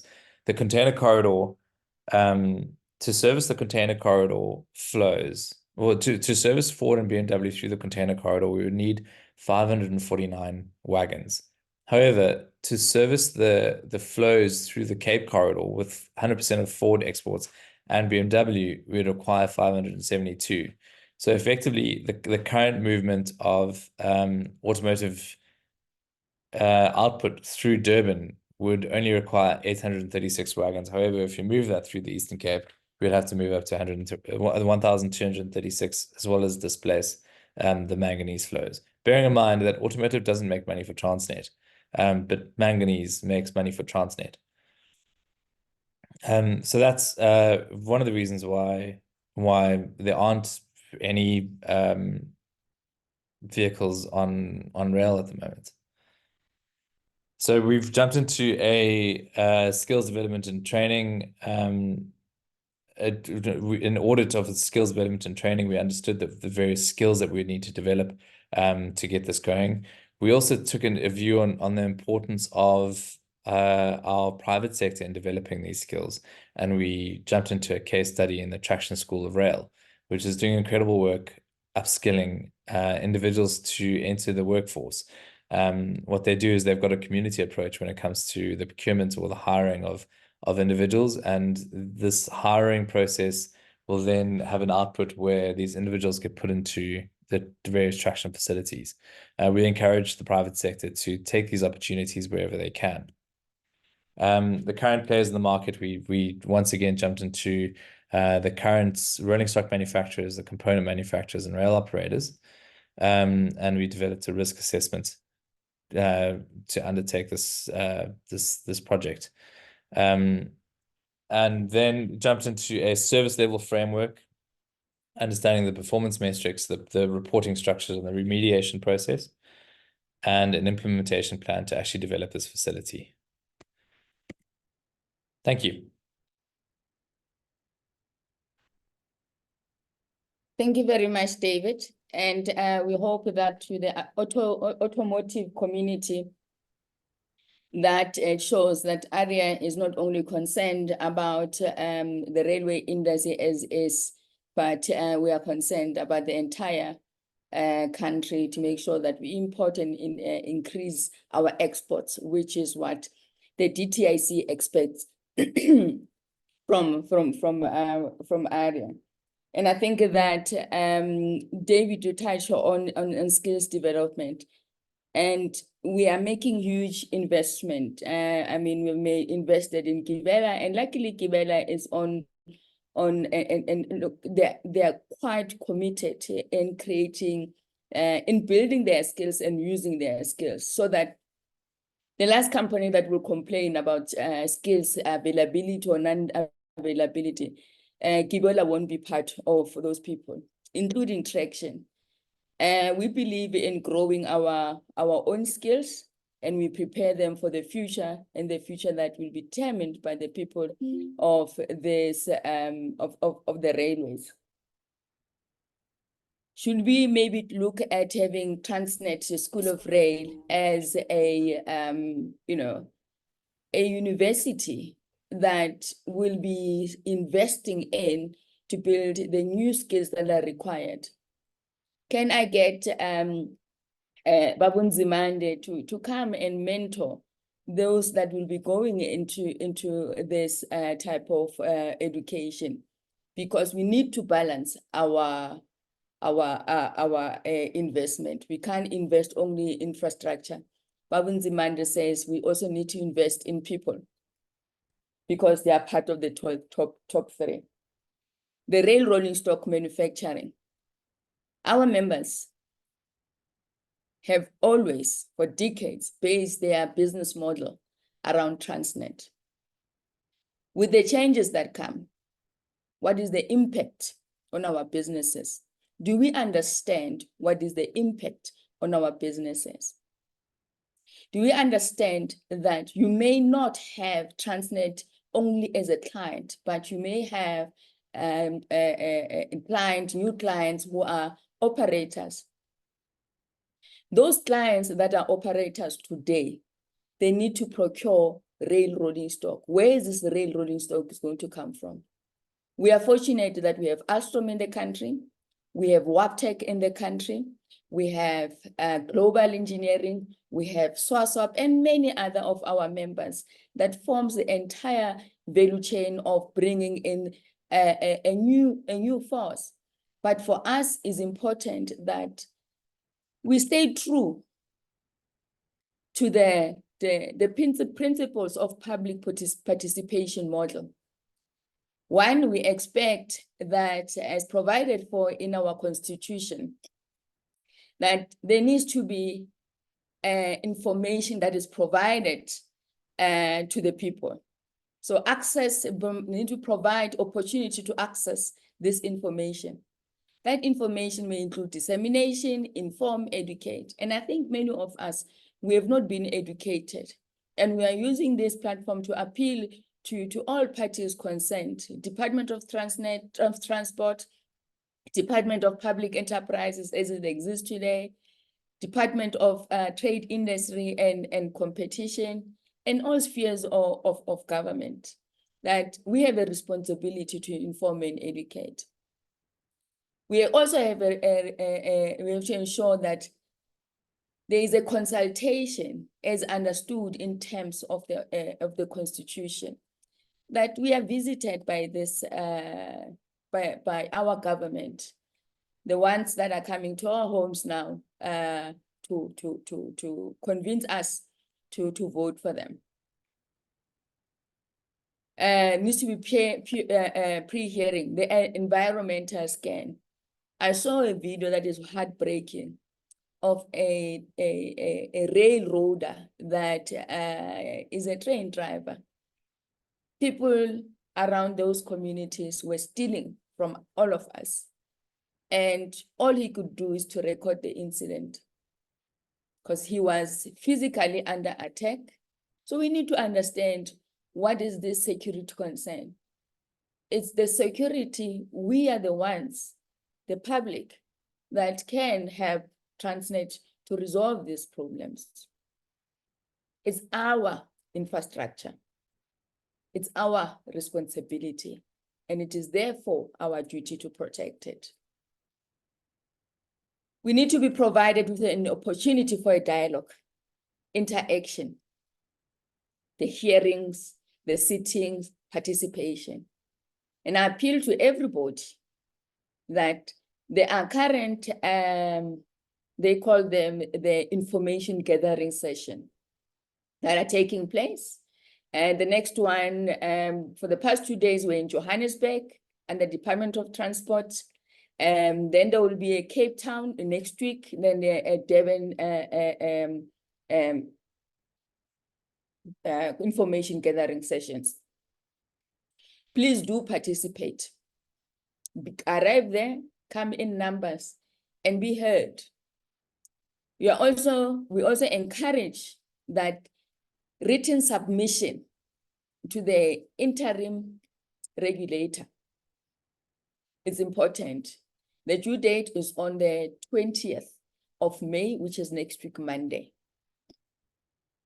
It's important that whether we agree with the process or not, but we work side by side with our government that is out there, all parties concerned, that we become part of the process as much as we are part of the process in deciding who will govern us in the democratically in the next few years. But we're also important in being part of a process that redefines what the railway sector look like. For me, this certainty is important because my members are speaking to banks and the banks want to have certainty. And when we offer that certainty collectively, then it will be easier and cheaper for our members to use the international protocols to secure funding, but also bringing in different investment structures within labor to invest. Then obviously we'll be provided with follow-up, monitoring, evaluation, and communication. So we use this platform to call on government to recognize and remind them that we know that there's a lot going, but we are saying that here we are, remember the public participation model framework. And I would then also like to invite my former boss, Bongani Mankeu. Bongani Mankeu was once a CEO of RRA, now ARIA. So where I am, I'm riding on shoulders of respectable men and women of this country within the railway industry. So Bongani Mankeu, welcome. Please take us through on the private sector involvement being vital to rail reform and the cooperation that is required between private sector, government, and all the social partners. Thank you.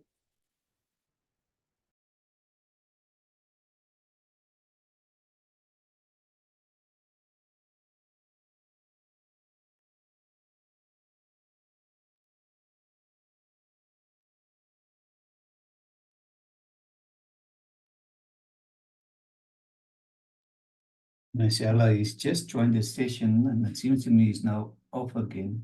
And maybe there's a problem. Let's give him just a few minutes to see if he can join again. No problem.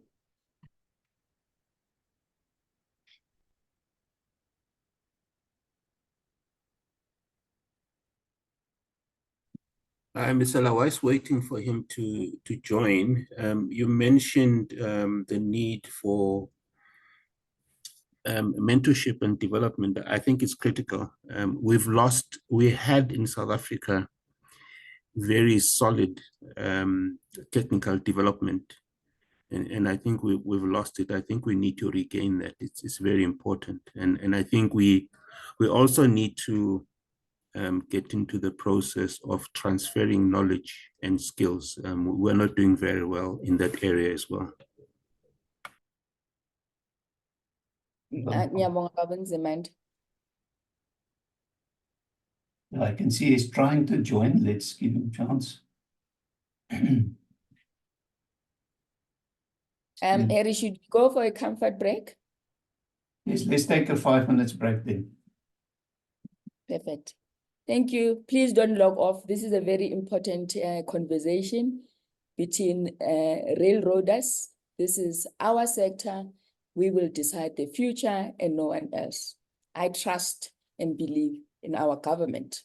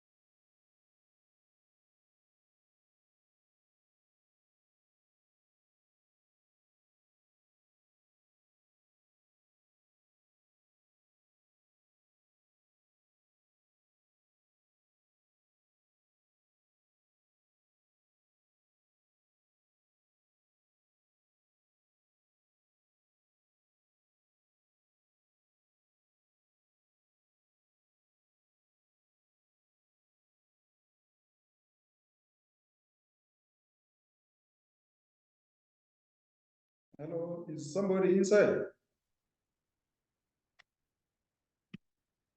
Hello? Hi, Bongani. Yes, we took a little bit of a comfort break, so we'll be Oh, on. you move out slightly out of schedule. Okay. Okay. No, stay. Please stay on. We just took a comfort break to allow you to log in, and we'll join in 1 hour and 1 minute and 30 seconds. Who's next after now? No, after you, then we're going to have the panel discussion. Hold on, who is speaking? After the break, who's talking? You,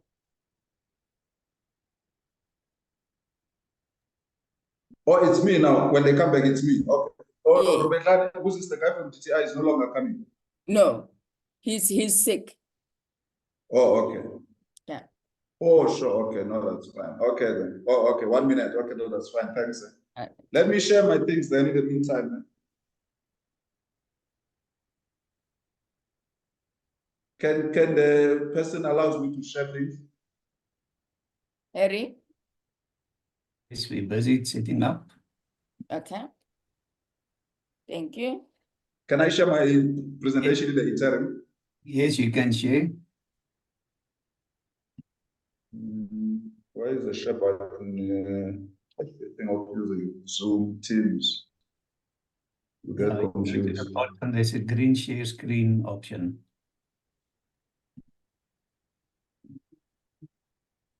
Oh, at the bottom, yeah, sure. Sorry. Okay, share.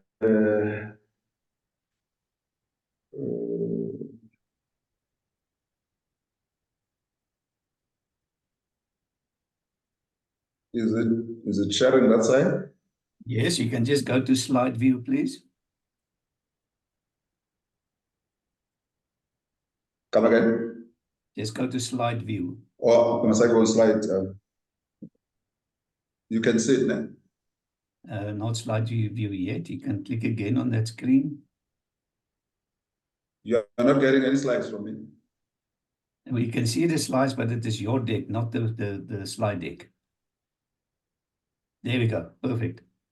So you can see that. Yes. You can see that. Yes, yes, yes. You don't see what I shared. No, we can see it. Oh, you can see that. Okay, then that's fine. Then I'm fine. I'm sorted. Your network is not Thanks. the best. Thanks, Mr. Sorry, Ms. Sarah, I didn't get that. I'm saying that your network is not the best.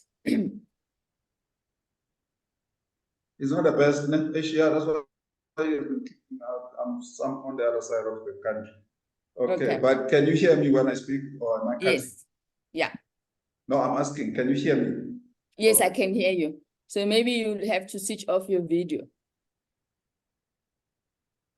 You just need to go back to slide view again, or Okay. run slides for him. Okay.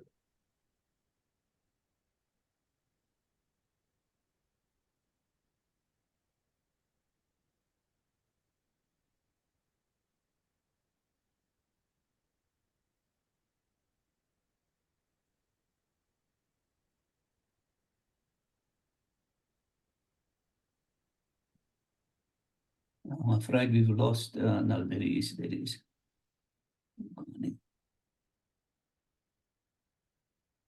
Bongani, just unmute. Yeah, yes, okay, yeah. All right. Bongani, you need to go to slide view again. You want me to do what? To slide again? Slide view. You can see it now? Yes, you can continue.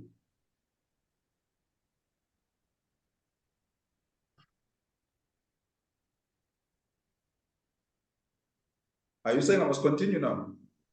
Yeah, but you're out of slide view again. You exited slide view again. Can I share the slides on your behalf? Yes, please go ahead. Harry. Okay, you can share the slides on your side. Okay, that's fine.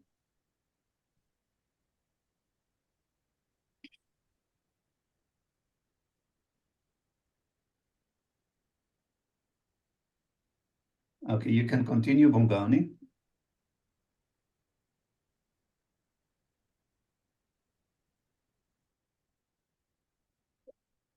Chair, you mean I must continue talking now? The audience is mine. Yes. Oh, great, thanks. Sorry, man, I got lost a bit there. Thanks to the colleagues previously made presentations. Hopefully I am audible. Listen. Yes, you are. Program Director, you lost me just in that people cannot hear me anymore.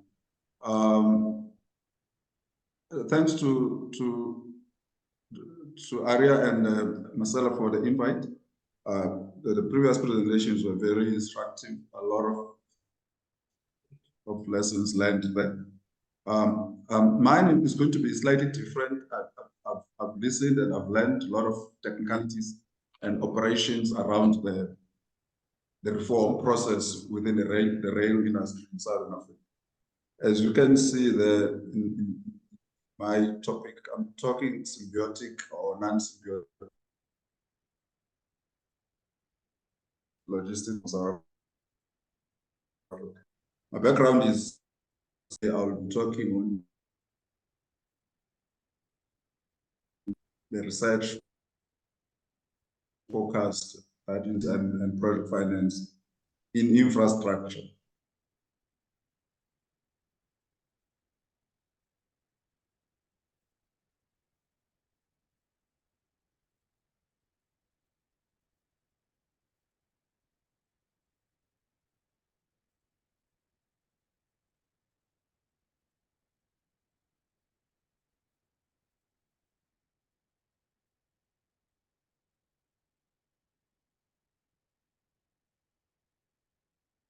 Allow me to draw a wisdom from Professor Atoni Akino of Nigeria. I think amongst the things that have been discussed already, I hope I'm audible. Amongst the things that have been discussed here around the reform technically and operationally, I think most of them are more, there's always a trend philosophically where we attempt to fix the shoe, the shoe, I mean the foot to fit the shoe. Yeah, instead of times of fixing the shoe to fit the shoe. I mean to fix let's leave it that way. One, there are conceptual matters, as I'm already getting involved with that. There are conceptual matters that needs to be resolved. I think we need to remember previously, South Africa under apartheid was industrialized and it was developed through the state. It was that industrial success of the apartheid system was driven by the state. I mean, we can go Japan. Japan have developed industrially. Also, it was driven by the state. It is proven across the globe that in so many instances, for any country to succeed in its industrial project, it requires that to be driven by the state. That being said, just to the conceptual crisis, what Professor Akinwale argued, he said a country is a territory. That is taken from a Latin called contra terra, the land that lies ahead of you. He went further on to say a nation is an association of people using plural due to diversity. Now, who identify their shared core values. On the basis of their shared core values, they give themselves a constitution which establishes institutions that make up a state. What we have in South Africa is a confusion where a nation is reduced to the state. Of course, we have a country that we live in as a territory. Though we are aware that, I mean, amongst the things that have raised here, issues of security, respect of the national assets, etc. But of course, we have a country. Do we have a nation? That's the question. We have institutions that make us part of the state. That is the fact that the Democratic South Africa of 1994 came up with institutions that form up a state. Of course, we have a progressive constitution. But what happened out of the process? Collapse the nation into the state. So the sovereignty is ascribed to the state, not to the people. That is a recipe for impunity. Now, what is critically, why are we so concerned about assets? It's the security of assets, the security of people. Because we live in a country. Did we manage to come up with a nation? Marcella referred to the democratic elections that are coming up. Do we have politicians that are preaching the nationhood of the country? So what are our core values in South Africa? What was the success of the apartheid system? The apartheid system, they had core values. The apartheid system had managed and achieved to build a nation, not just a state. It was a nation that drive value-based approach to the way the government was running in that time. That's therefore there were quite a number of successes, let alone the other things that happened at the time.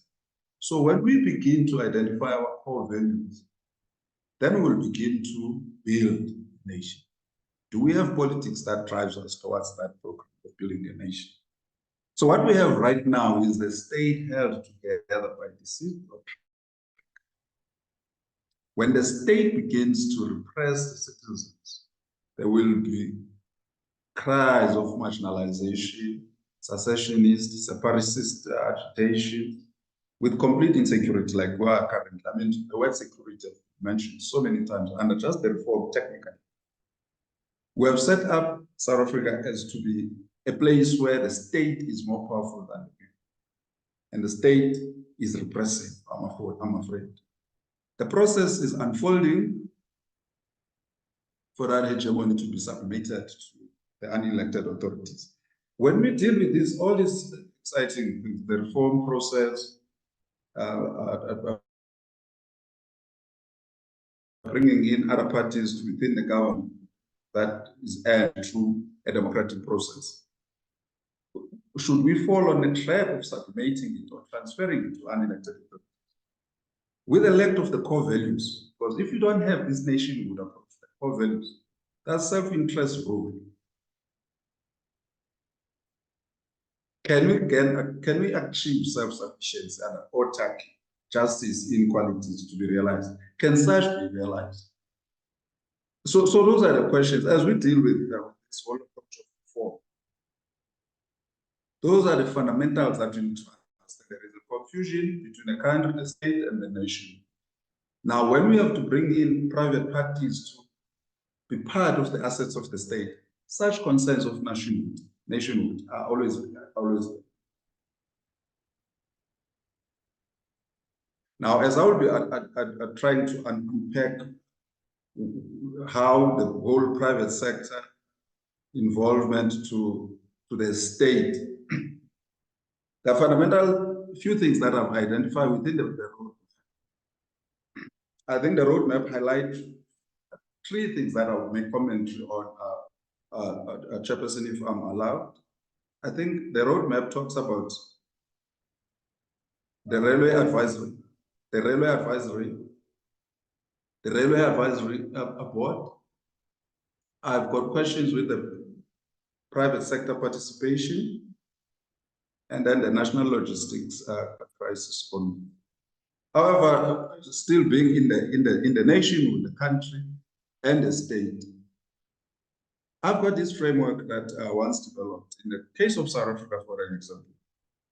Because of the lack of their core values, the cultural capital always being ignored. So we are driving the country due to the economic capital and the social capital.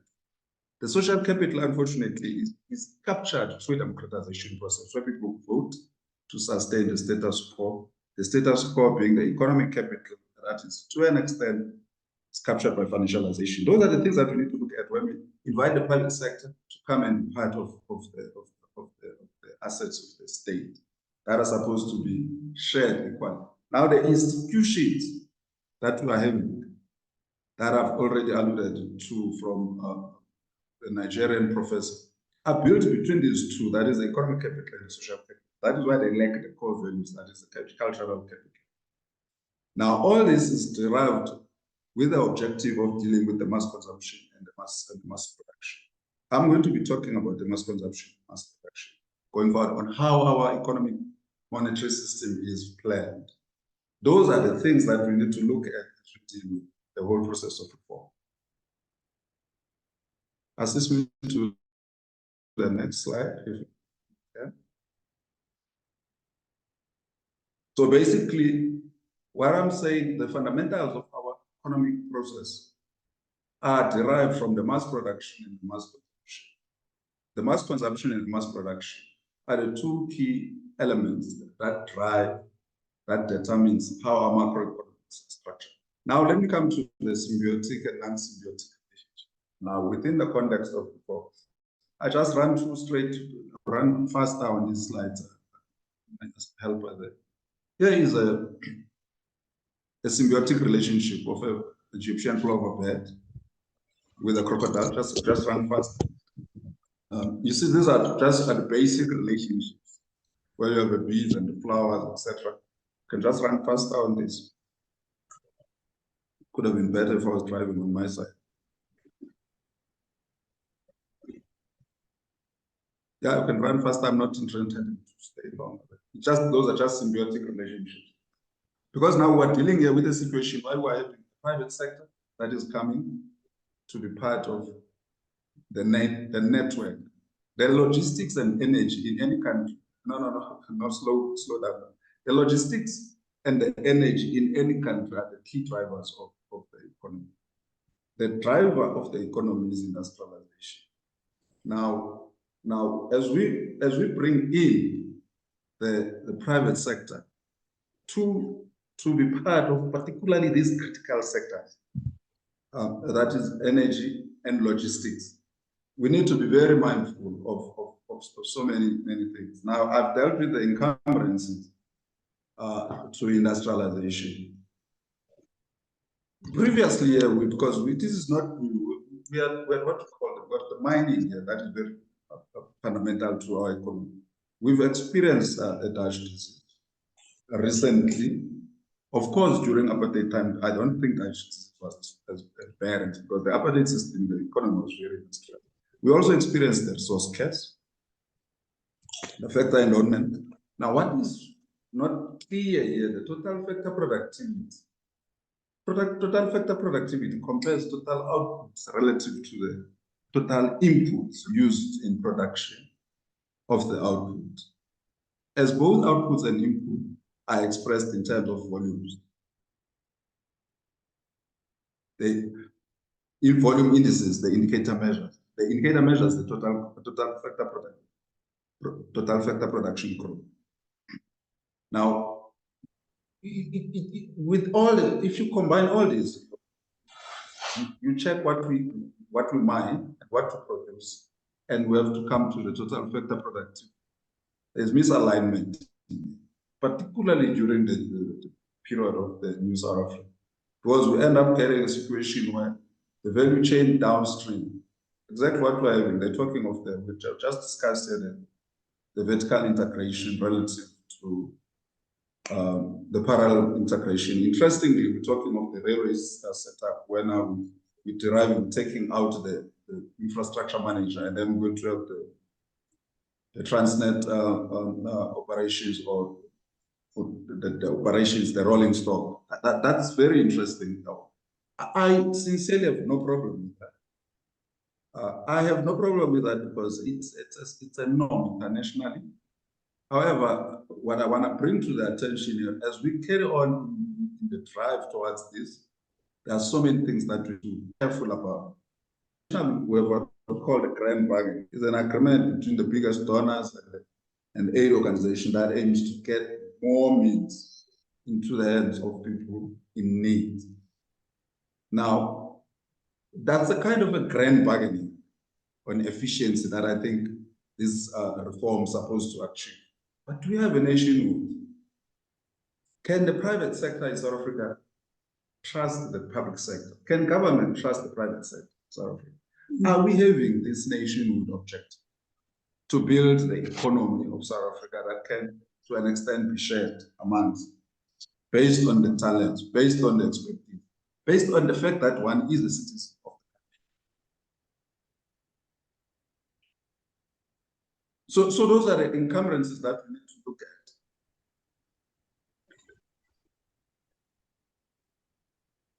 at. Am I still audible up there? I'm talking alone. Yes, you are. Yeah, move on. Carry on. Just move on to that. So basically, the industrialization, it's expected to be driven by these sort of called the national assets. Now, these national assets are in the hands of the state-owned enterprises. It's not a mistake that we argue that we need to have the state-owned enterprises, the development finance institutions, that are the instruments of the developmental state called South Africa. Because South Africa has got a crisis of inequality, with a crisis of unemployment that I'm going to be talking about. As we deal with, I've heard so many commentaries, even today and elsewhere, when we talk about the reform of the railway industry, that's going to be a job lost in the process. On the other hand, says no, the rail industry, Transnet, Prasa will be getting skills from the private sector. Which private sector? Because the rail sector in South Africa is monopolized under Transnet and Prasa. Skills for railways in South Africa are that we're talking about that will be getting elsewhere from the private sector. Therefore, that skills at Transnet might be in danger as a result of retrenchment. Is it a real story that we're being told? So those are things that we need to look at it carefully. It's a matter of just have to move, because everybody says this is the case. Now, I just have the paradox of plenty. For example, Botswana is one country, because this is similar to the mining across all African countries, mining by the private sector.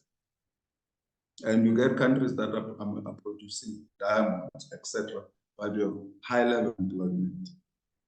Because we allow these countries, similarly to ourselves, we allow the private sector to be in charge of the main assets of the country. Can the private sector be trusted with the assets that are supposed to distribute reasonable wealth to the normal citizens of the country to be completely driving the process? Are there case studies where industrialization has been driven by a private sector? I mean, Botswana is an example that I can be. They were somehow careful about it. So as a result, they were never able to do more. All the Dutch disease, the resource curse, the paradox of it. Now, these are the realities that we need to look at, because South Africa must get off the industrialization crisis. The industrial and macroeconomic policies of South Africa are not in sight. We need to find ways, as chair from the Rail Association, we need to question this. This is an opportunity for us to action to the regime, or to the government, or to all stakeholders. Do we have an industrial policy that is coherent with the macroeconomic policies? Because where we are currently, suffering from a logic of a market, they ought to be free. The market must. Now, we hand over everything to private sector. We hand our energy to private sector. We hand our logistics to private sector. And we're assuming that, well, the logic of markets, they ought to be free. So they will, at some point, adjust upon itself without a regulation. The critical instrument deployed for the objectives of the logic for government to support economic growth through private investment was a non-inflationary growth. Actually, I want to put a discussion around this non-inflation, because this is the area where, in so many instances, we don't really debate and get involved with what exactly is happening. Today, our fiscal and monetary system is dictated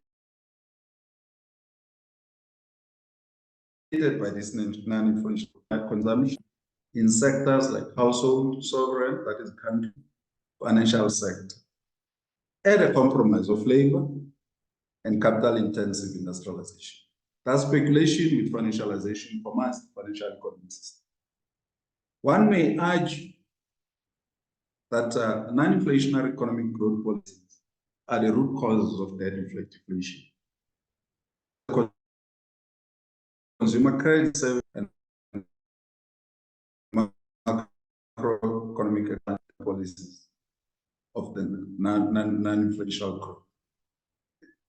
this is, so somebody indicated and said, National Treasurer has to be part of this process. National Treasurer doesn't have to be part of this process. National Treasurer owns. National Treasurer, I mean, we have a railway that is collapsing. We have a crisis with vandalism, we had a crisis, but there was an investment of over 106 billion rand on Transnet and Prasa rolling stock. I'm excluding the infrastructure, the overhead traction, the signal, the payway, etc. Building of upgrading our depots for Prasa. We have such a huge investment. But can we show something out of that? As for an example, is there research development that has been established through that process? Did we build the industry out of all the amounts of money that were plugged in the sector? Are there any really innovative skills that came out of that? So basically what I'm saying, that arrangement, that transaction of the transactions between Transnet and the 4, that is the 1064 and the Prasa, Bella, all those transactions were driven within Treasury, the National Treasury. I was surprised that I thought the TTI could have been we've been arguing the local content. It was established that some components could have been established in South Africa. Can we industrialize South Africa if all the time you put in investment, the investment that comes out of debt? Well, this investment, it comes through debt, huge debt, and then it gets plugged in the economy. But now it gets to the economy at the National Treasury, and then it's taken out of National Treasury and it goes and procure components out. The non-inflationary growth policies that I'm going to talk about as we carry on. So these are the realities that we need to look at. We must address them. We must address them as we engage. Hello? Am I still there? Yes, continue, Bongani. Can hear you? Okay.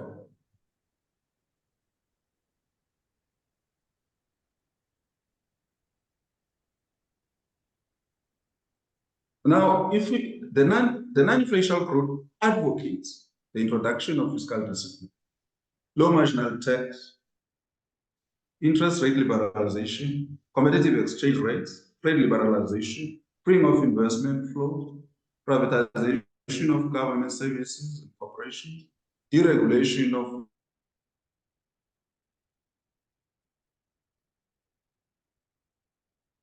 labor markets, and the long term. We had a crisis in the SOEs that became out of complete control. And we have a non-inflationary growth policies that advocate this. Is it a genuine reformation of the rail sector or reformation of the energy sector? Or is it a phase towards privatization? Because the non-inflationary growth that is driven by the neoliberal approach, it wants these SOEs to be privatized, of course. That is our approach towards the macroeconomic system. This neoliberal orthodoxy has come to pervade policy sectors at all levels of business and government. Non-inflationary growth policies were internationally promoted through the G7 nexus of the ministerial meetings and associated policy channels domestically and implemented by participating member governments and subsequently exported to developing countries under the auspices.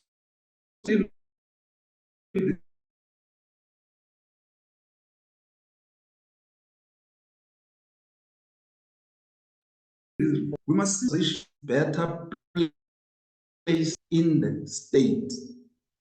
Industrialization of any country. If our industrialization, the pillar of our industrialization is mining, mining must be in the state. Or mining must be heavily regulated so that it can comply to such. If energy and logistics are the pillars for our industrialization, energy and logistics must be within the state. Any attempt that will start to, let's import this and that, it needs to be looked at carefully. It might have good intentions, The issue in South Africa, as I've already mentioned, we have a nation. So the logic of the neoliberal project is for government to support economic growth through private investment. If our government fails, now all the time when government fails, we need to run to, is that a symbiotic relationship between government? Can we trust the private sector? Now we don't trust the government that we elected. Now we run to the private sector that we didn't even elect. So in order to achieve this inflation must be stable and direct government intervention in the economy should be minimal. Because the idea of in an unequal society like South Africa, can you have a situation where you private?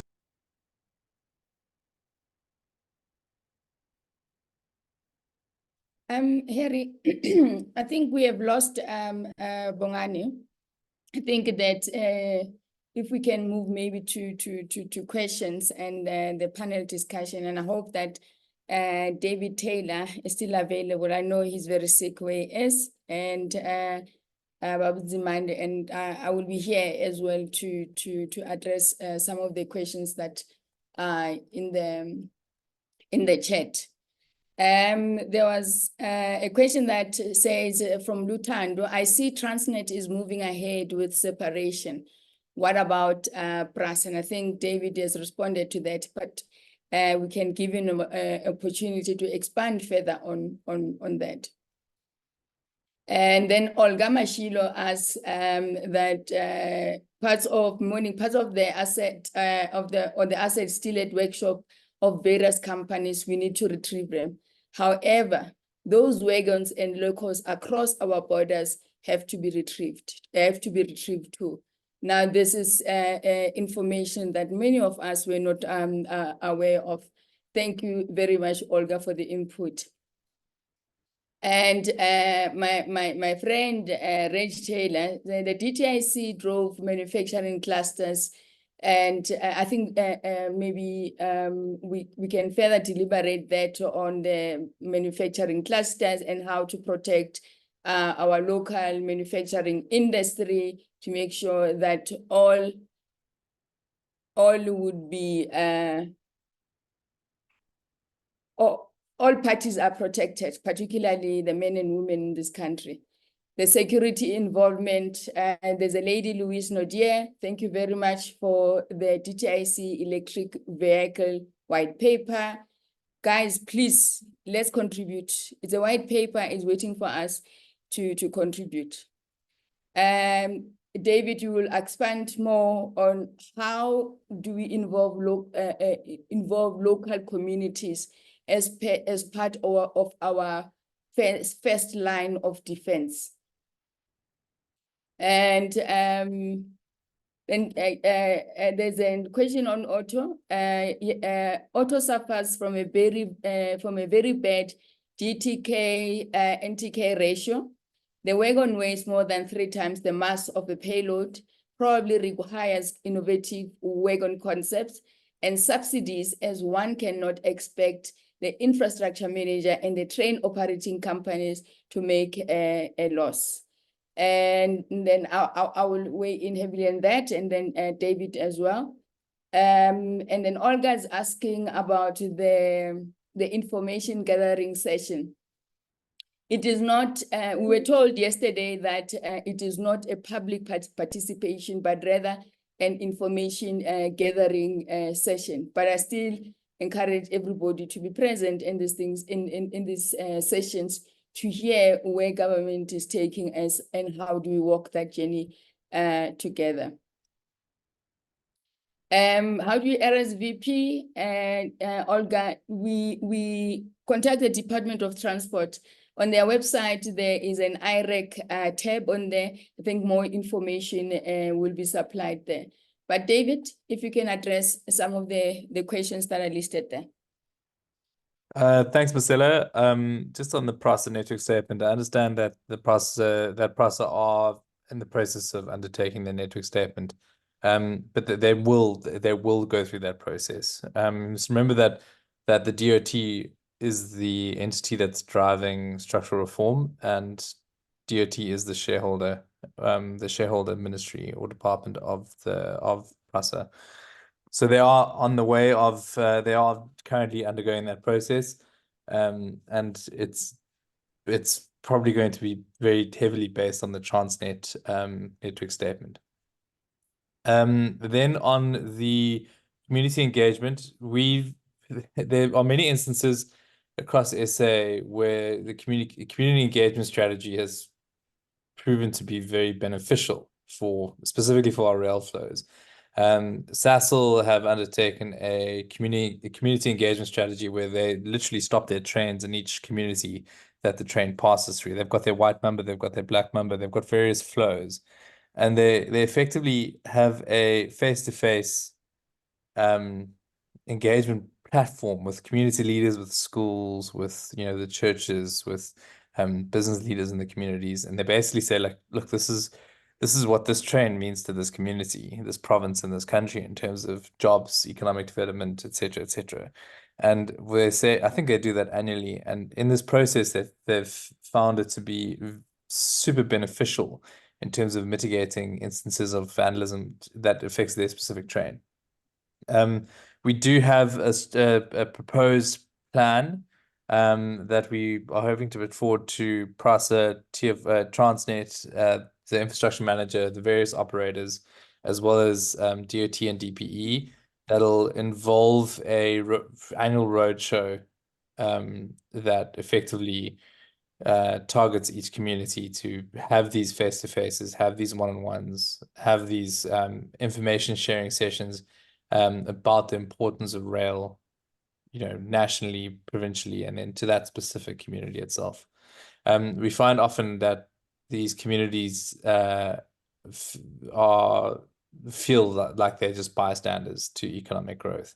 So an important component of this is how can the rail industry absorb members of those communities or provide opportunities for those communities.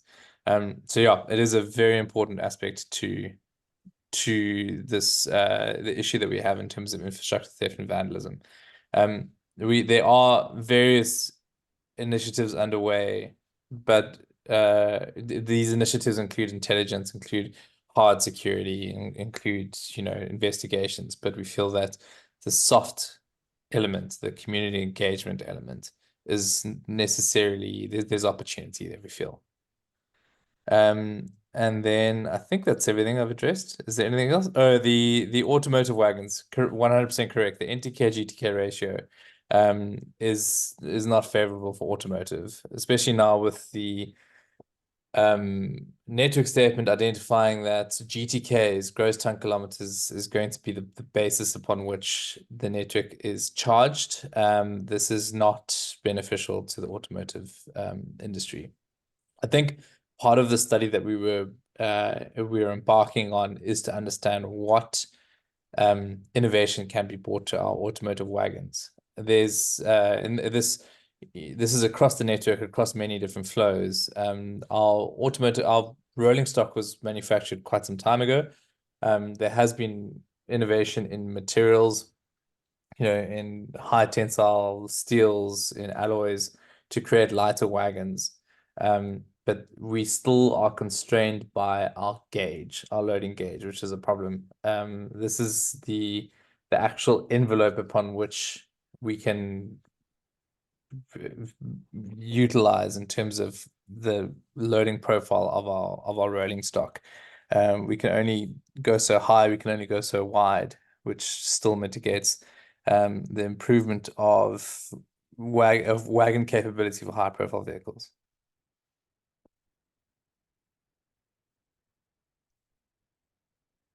And thank you, David. I think, David, you've also addressed a number of, with this conversation that we are having, it shows that we have not found each other. We're still talking past each other, and there's a greater need that us as the railway industry start to have a family meeting, and we are in talks with our partners.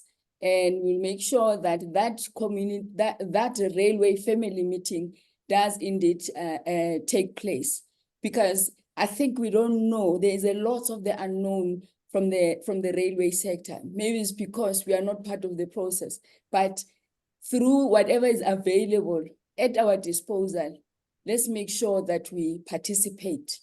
And by participating, we are not legitimizing the process, but we are forced to use those processes that are available to us. But we'll then continue to work closely with government and all partners, that the more we work closer together, the most likely we are able to find each other for the best interest of South African. And I believe and trust that government and business and labor, we are all on the same page by working good for the interest of South Africa. Bongani, your hand is up. Yeah, thanks. Sorry, man. But there are just a few things that I wanted to highlight. My presentation, I've submitted it to for anyone who wanted to.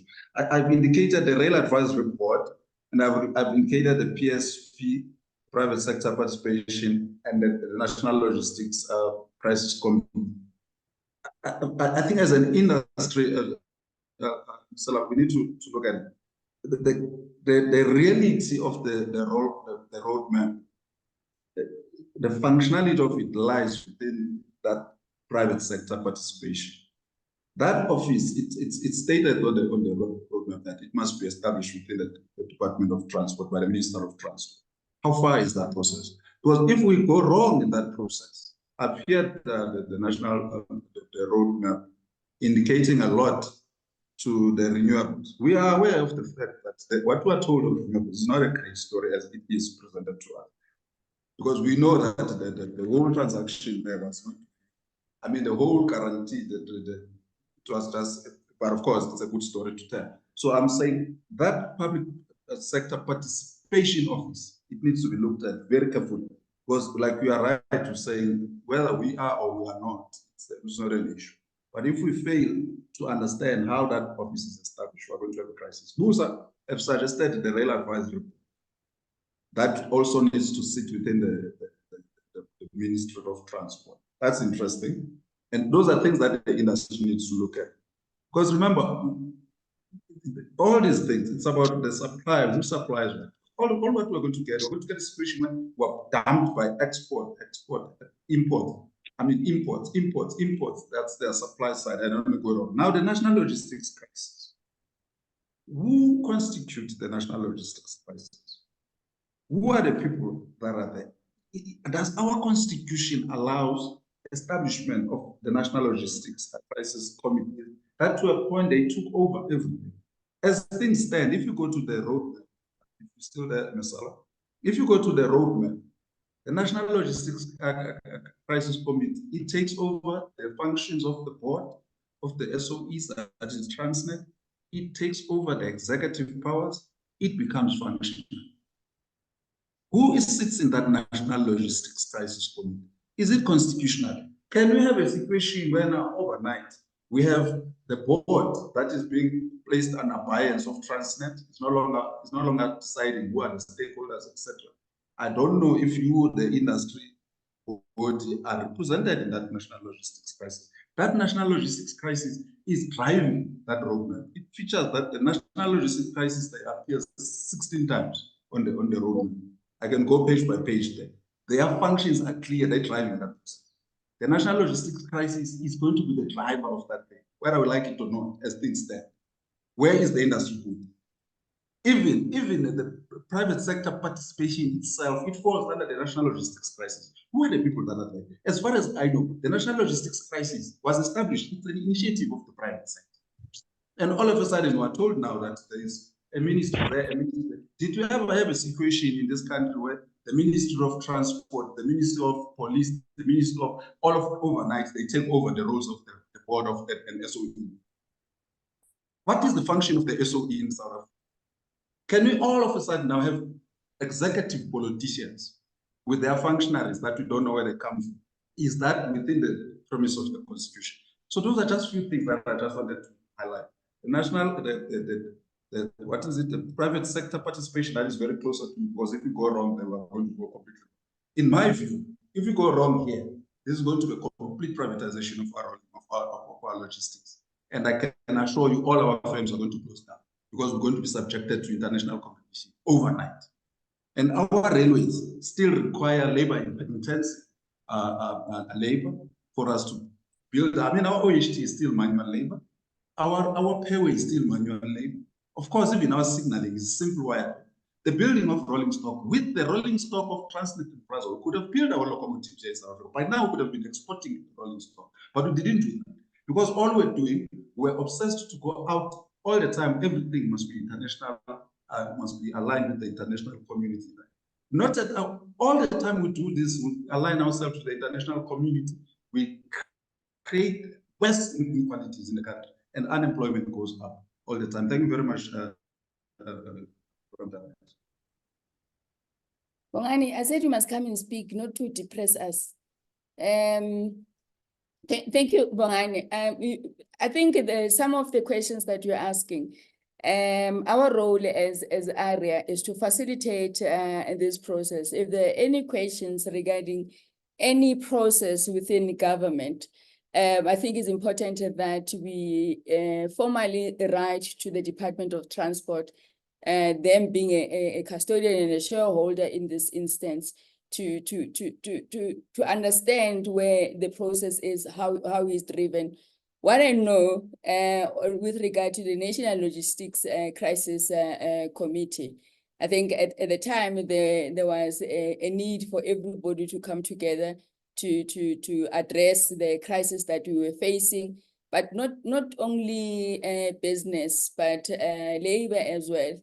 I know a company, one of our members, Penrod, at some point they had to, there was a shortened time. So there's been a lot of impact from all sides of corners of South Africa. Who's on the NLCC? I believe that it's a presidential team. So I think if there are questions that needs to be addressed on that part, please send those questions. Then we can direct them to the presidency. And always believe that we have a listening government.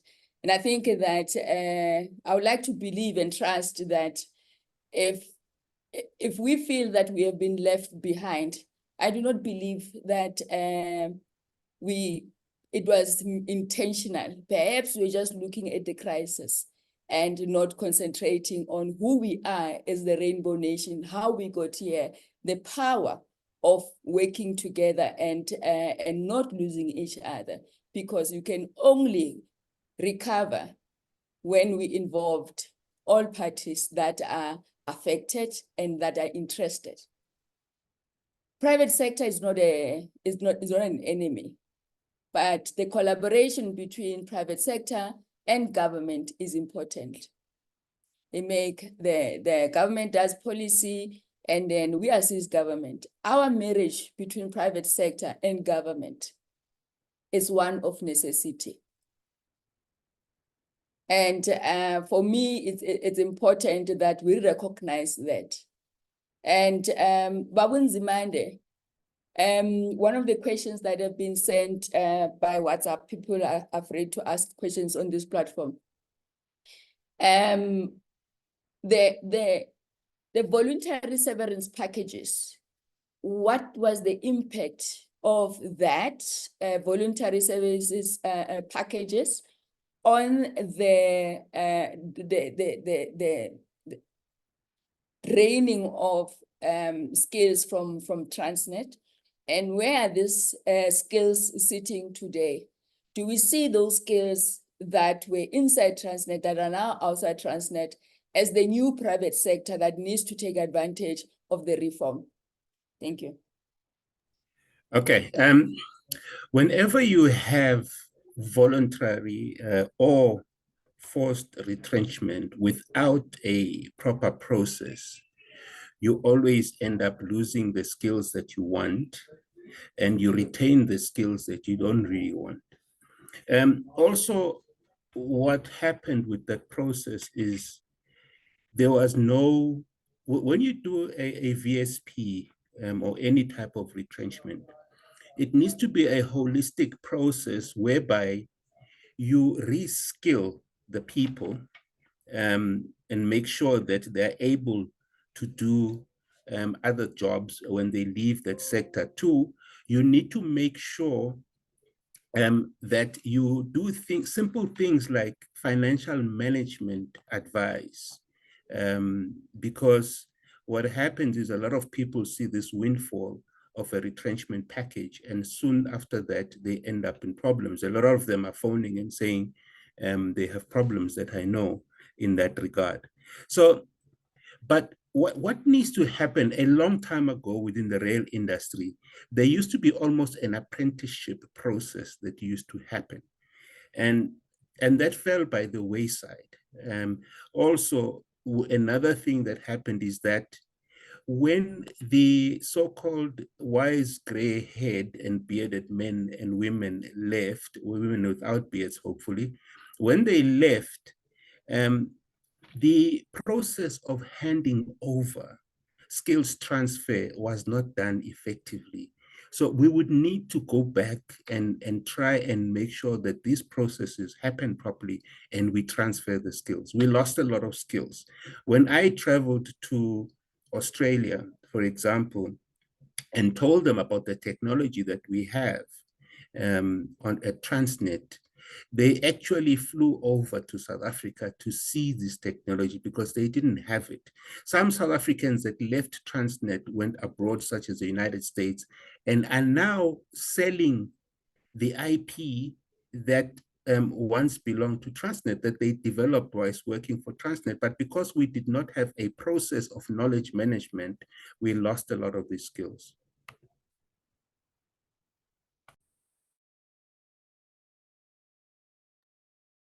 And if I think Mr. Taylor has highlighted that structural reform could take years with the current inefficiencies that the rail industry is facing. Are there different methodologies that could be adopted from certain countries to ensure a smooth operations with the aim of possibly shortening the time frame? David? It's an interesting question, and it's, you know, if we look at this structural separation, this vertical separation, you know, there's a quick way to get the private sector into operations where they invest in rolling stock, but that's not really the issue here. The bigger issue is our network itself. It's our infrastructure, and that will involve designing models and environments and policies around the promotion of the private sector and executing government's mandate. And I think that's addressing quite a few aspects of this call. If we look at how other countries around the world, other regions, have affected third-party access, government partnership with the private sector, they've done so in a way that has increased ridership, it's increased volumes and decreased costs. And that's economic development. And at the end of the day, it's the government's responsibility at the moment to ensure that that is affected. They can be in a position where they leverage the private sector in executing the government's mandate. So in terms of a rapid implementation of structural reform, I think it's a case of taking an open view in terms of pilot projects, taking an open view in terms of learning from those pilot projects, taking a hard look at what benefits and what risks there are in those pilot projects, and just starting. That's my view. But really taking a position that's taking a view that the government and the private sector can work together, and the government can leverage the private sector in executing its developmental mandate. No, thank you, David. David, what message do you have for the Gauteng government with regard to the automotive study? Let's talk. Let's keep going. Let's move. We've we need to implement. We've done the study. Now we need to implement. Let's keep the conversation going. Like I said, David, we've got a listening government. We will reach out to the province and make sure that we don't drop the ball, but we continue working hand in hand with government. Yeah. But just, ladies and gent- Marcella, yeah. before we move on from that, we need to ensure that whatever happens, it's viable. Because at the end of the day, you know, and that's the process that we're going on at the moment with our public consultation process or our information gathering process. We need to make sure that whatever we're doing is viable. As it stands, before the network statement, Transnet's got a certain rate. The network statement represents, in some instances, a 250% increase on that Transnet rate. And the Transnet rate, as it stands at the moment, road is cheaper than rail for automotive. So we need to come back to understand where the viabilities lie. And this comes back to how you can place subsidies, what impact the subsidies have on various flows, what impact the subsidies have if you put money into rail versus road. You know, all of those analysis need to happen and be taken into consideration. Thanks. Okay. When you see me being level-headed, is because of David Taylor. He's a good inspiration. Then from my side, I think if there are no further questions, it is important that we walk this journey together. I've been on this journey with David for a few years now, and we've done everything reasonably possible to present a good business case for the railways. And I think that from the Gauteng government perspective, Cape Town city, David, we should start writing again to the city to do the research that he had requested us to do for them as an association. But in everything that we do, we cannot go out there and blame white monopoly capital. White monopoly capital does not exist. Capital exists because of us. So therefore there is capital. How do we then use capital at our disposal to make sure that we support programs that we believe in? As an association, we make sure that we use the members' money responsibly. But the work that is on the table currently is a lot. We need to spend money on consultants, and I would like to invite consultants that are available for free to approach us, to work with us, and be part of ARIA. And if you want to protect your business as a local manufacturing company, let your voice be heard through ARIA. We only have each other. I trust and believe in each and every one of you. I trust and believe in our government. I trust and believe in the leadership at Transnet and PRASA. I trust and believe in the presidency. I trust and believe that the NLCC did not mean to cause any harm, but they possibly would have faced an emergency and they forgot, or at least were sidetracked, and maybe this is an opportunity for them to reconsider and maybe bring at least the African Rail Industry Association in to be presented. And I think Labour has been in contact with the NLCC, the presidency, to be part of this conversation.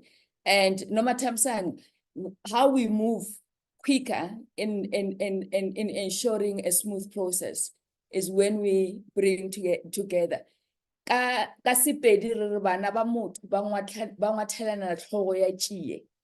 Somebody will interpret, but this is all our problem. We all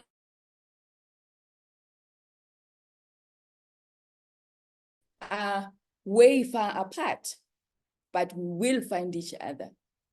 Look out for, there is a SARA coming up, is another platform for engaging industry on the SADC region. There is SAHA, South African Heavy Haul Association Conference coming in. Those are our stages. And so please look out for the rail family meeting, which will be announce in due course. We think that probably we'll host the family meeting around July.